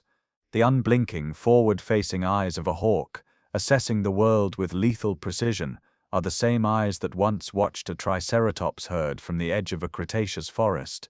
The age of giants may have passed, but the biological innovations they pioneered, the efficient lungs, the agile minds, the social bonds endure, refined and repurposed in the creatures that inherited the earth. They are a living testament to a world that is gone, a reminder that the most enduring legacy is not written in stone, but in flesh, blood, and the relentless, beautiful drive of life to adapt and endure. The reign of the dinosaurs spanned a breadth of time so vast it defies human comprehension, a tapestry of existence woven across more than 150 million years. To hold a fossilized bone is to touch a sliver of that immensity, a fragment of an age when beings of unimaginable scale and diversity were the sole authors of the Earth's story. Their world knew no cities, no cultivated fields, no monuments to transient intellect, only the slow, majestic turn of seasons, the gradual drift of continents, and the patient, relentless pressure of evolution. The entirety of recorded human history, from the first stone tools to the humming satellites now orbiting the planet, is but a single fleeting heartbeat within the colossal breathing lifetime of the dinosaurian dynasty. This perspective is not merely a measure of time, but a profound lesson in humility. Humanity's ascent, for all its technological brilliance and cultural complexity, has occupied a geological instant. The ambitions and empires of our species have risen and fallen in the time it takes for a river to carve a new meander, or for a mountain range to erode by a hand's breadth. The dinosaurs, in their enduring reign, witnessed the breakup of a supercontinent, the birth of new oceans, and the slow transformation of the very stars in the night sky. Theirs was a success measured not in centuries, but in epochs. To compare our brief, frantic narrative to their deep, stately epic is to understand our true place in the cosmos, not as masters of the planet, but as recent and perhaps temporary guests in a house built by giants. Yet within that humility lies the seed of an even greater wonder. The human mind, a product of that same evolutionary process, possesses the unique capacity to reach back across the abyss of deep time, to piece together these fragments of bone and stone, and to reconstruct the lost world of the dinosaurs. We are the first and only species on Earth able to contemplate its own deep past with awe and understanding. We can stand before the mounted skeleton of a Tyrannosaurus rex and feel not just fear, but a staggering sense of connection, a recognition that we share the same stage, breathe the same air, and are made of the same stardust as these magnificent creatures. Our ability to wonder at them, to study them, to tell their story, is perhaps our greatest tribute to their legacy. It is a silent conversation across the ages, a meeting of minds across an unbridgeable gulf, where the curiosity of the present pays homage to the majesty of the past. In the reflection of deep time, we see not only our own insignificance, but also our extraordinary privilege, the ability to stand in wonder before the world that was, and to feel for a moment the immense breathing presence of the true elders of our planet. The rise of the dinosaurs was not a preordained triumph, a destined coronation of the fittest. It was a story written in the erratic ink of catastrophe, sewn together by threads of sheer chance and desperate ingenuity. Their ascent to global dominance was not a march of inevitable superiority, but a precarious dance on a knife's edge, a saga where disaster cleared the stage and opportunity whispered only to those nimble enough to listen. The true narrative of their reign is one of contingency, a breathtaking series of if-nots and what-ifs that, had they tilted another way, would have left the world silent of their thunder forever.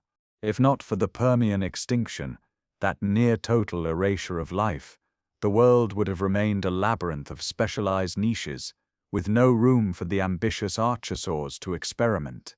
If not for the volatile climate of the early Triassic, swinging between desiccation and deluge, the early dinosaurs might never have been pressured into refining their efficient gait and revolutionary lungs. Their initial insignificance was their greatest asset. They were the generalists in a world of specialists, the flexible few in an empire of the rigid. When the Carnian pluvial event drowned the old order, it was not the strongest who survived, but the most adaptable, the small, agile dinosaurs who could navigate the new, waterlogged world, while the mighty Rawasuchians sank into oblivion. And then, the final, brutal filter of the end Triassic extinction. It was not a contest that the dinosaurs won through battle, but a catastrophe they endured through a fortunate alignment of biology and luck. Their lightweight frames, their efficient respiration, their higher metabolisms, adaptations that had served them on the margins, became the very keys to survival in a world choked by poison and fire.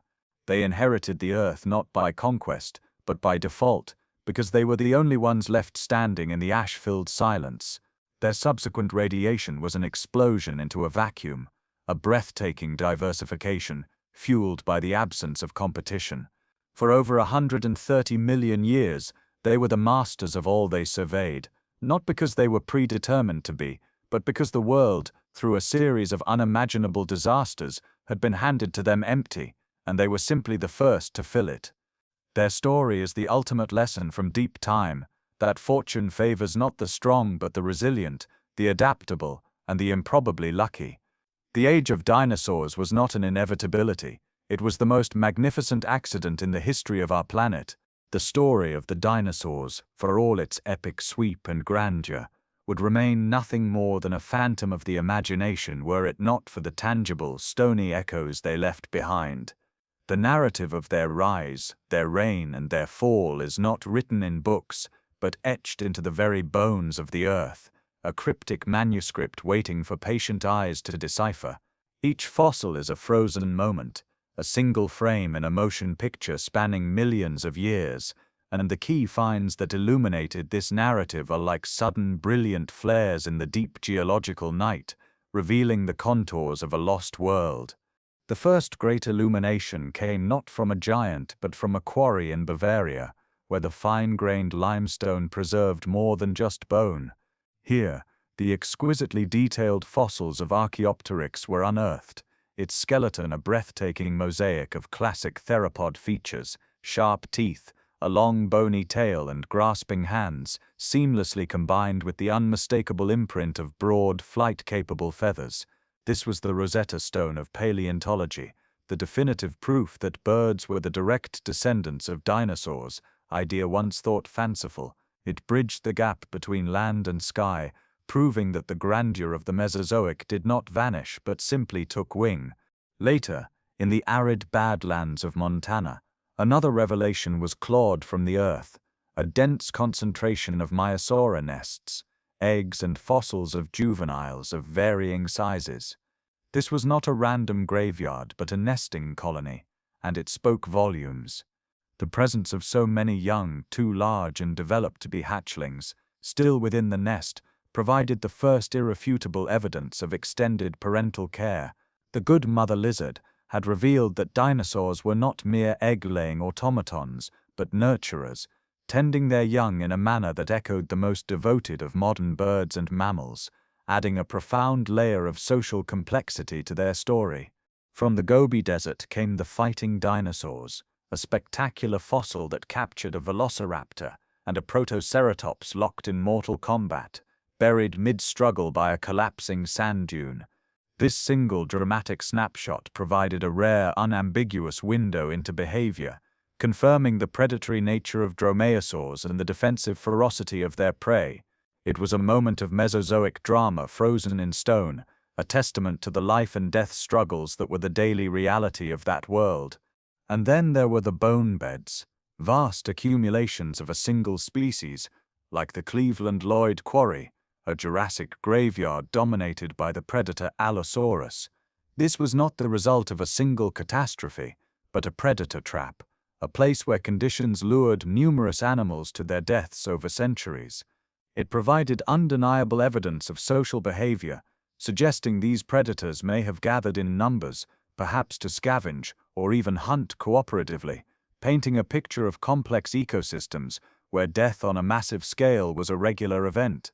Each of these key finds, and countless others, acted as a pinprick of light in the darkness, slowly illuminating the narrative.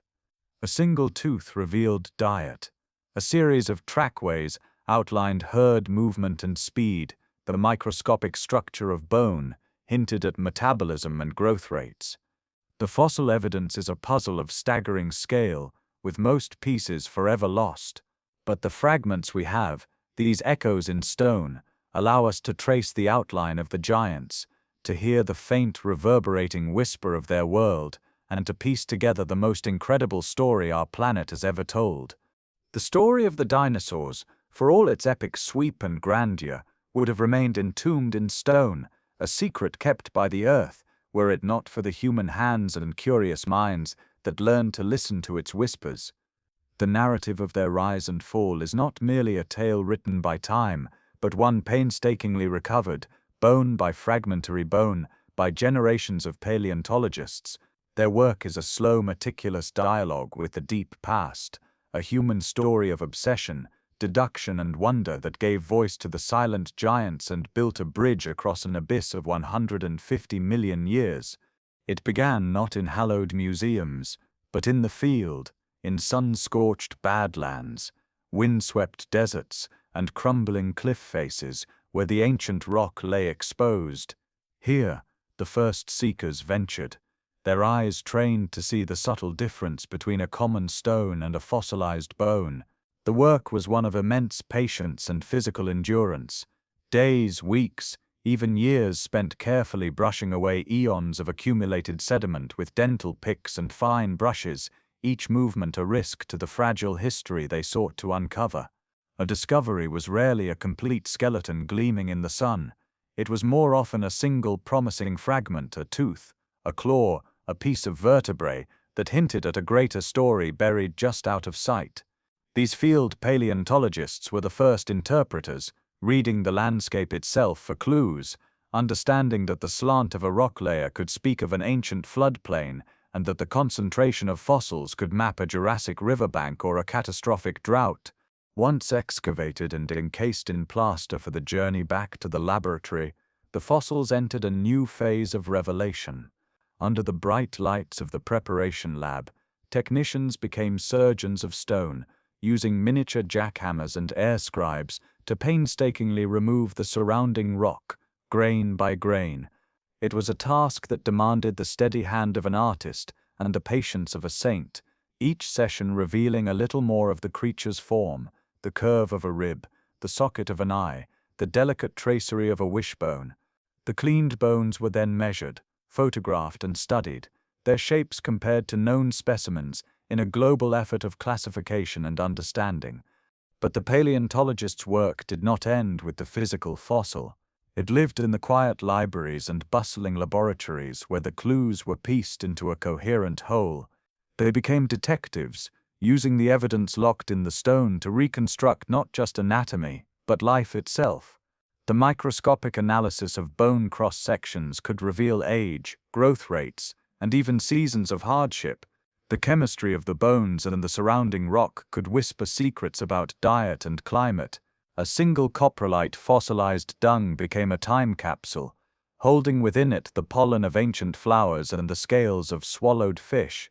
The study of trackways transformed barren rock floors into snapshots of prehistoric behavior, a theropod giving chase, a sauropod herd changing direction, a pterosaur landing clumsily on a muddy shore. This human story is one of collaboration and often fierce debate, of theories proposed, challenged, and refined. It is a story of technology's embrace, where CT scanners now peer inside solid rock to reveal hidden structures, and computer models animate fossilized skeletons to test theories of gait and speed.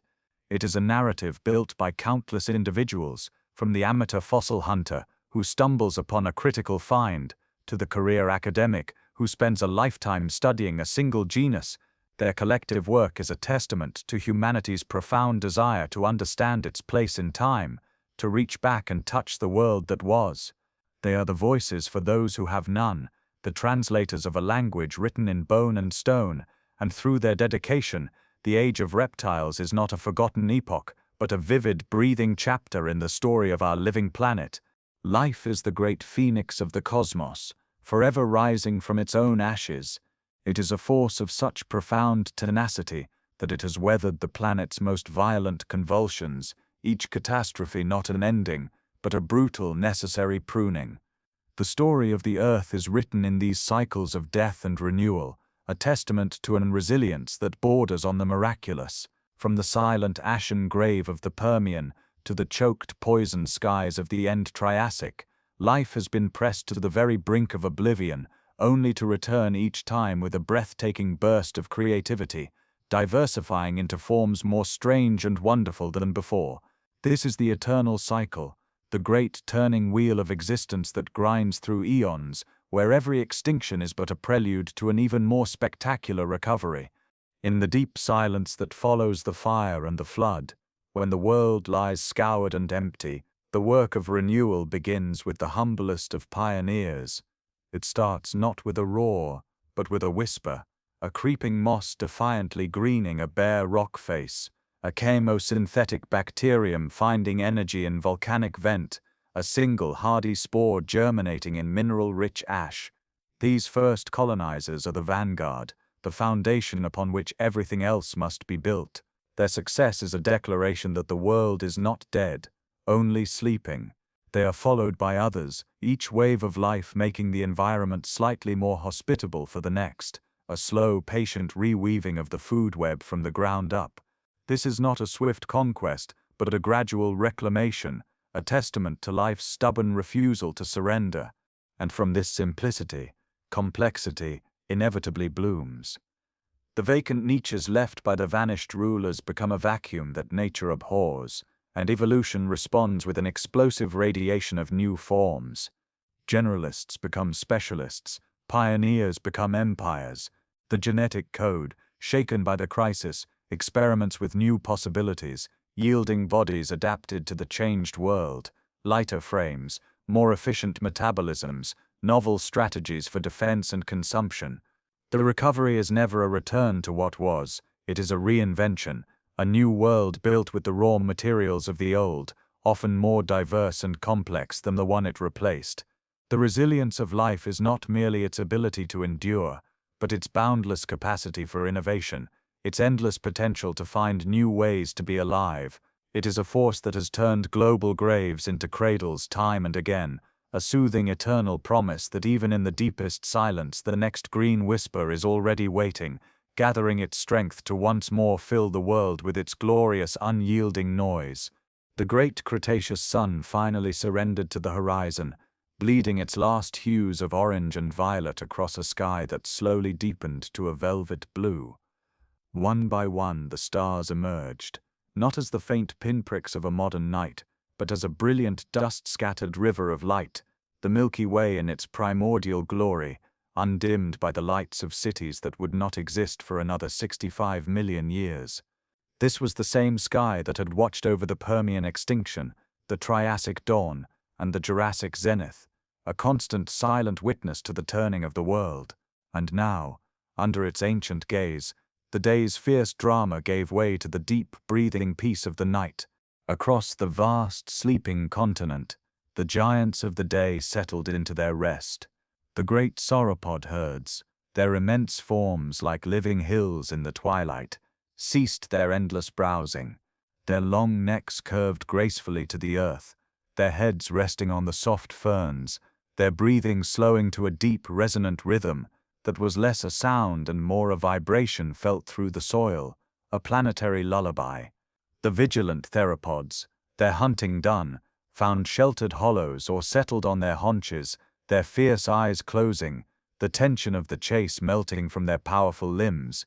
Even the armored ankylosaurs and plated stegosaurs, their defensive postures relaxed, became still, silent fortresses under the starlight.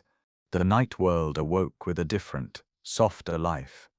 The air, still warm from the day's heat, carried the chirrup of crickets and the soft clicking calls of nocturnal reptiles emerging from their burrows. In the darkness, the first mammals, small furry shadows with eyes that gleamed in the starlight, crept from their hidden dens. They scurried through the undergrowth, their world one of scent and touch, living their entire intricate lives between the footsteps of the slumbering titans, unseen and unheard by the giants whose reign they inhabited. High above, the moon, a sharp, brilliant sliver, cast a weak silver light over the landscape. It picked out the silhouettes of sleeping pterosaurs clinging to cliff faces, their wings folded like leathery tents. It glinted on the calm surface of a distant inland sea, where the dark shapes of mosasaurs cruised the depths, their movements fluid and silent. The world was at peace, a breathtaking tapestry of life suspended in the quiet harmony of the night. Every creature, from the smallest shrew-like mammal to the largest long-necked sauropod, was united under the same blanket of stars, participants in the same ancient, eternal cycle of day and night, activity and rest. It was a moment of profound, perfect balance, a lullaby for giants, a silent hymn to the resilience and beauty of a world that had, against all odds, endured and flourished for so very long.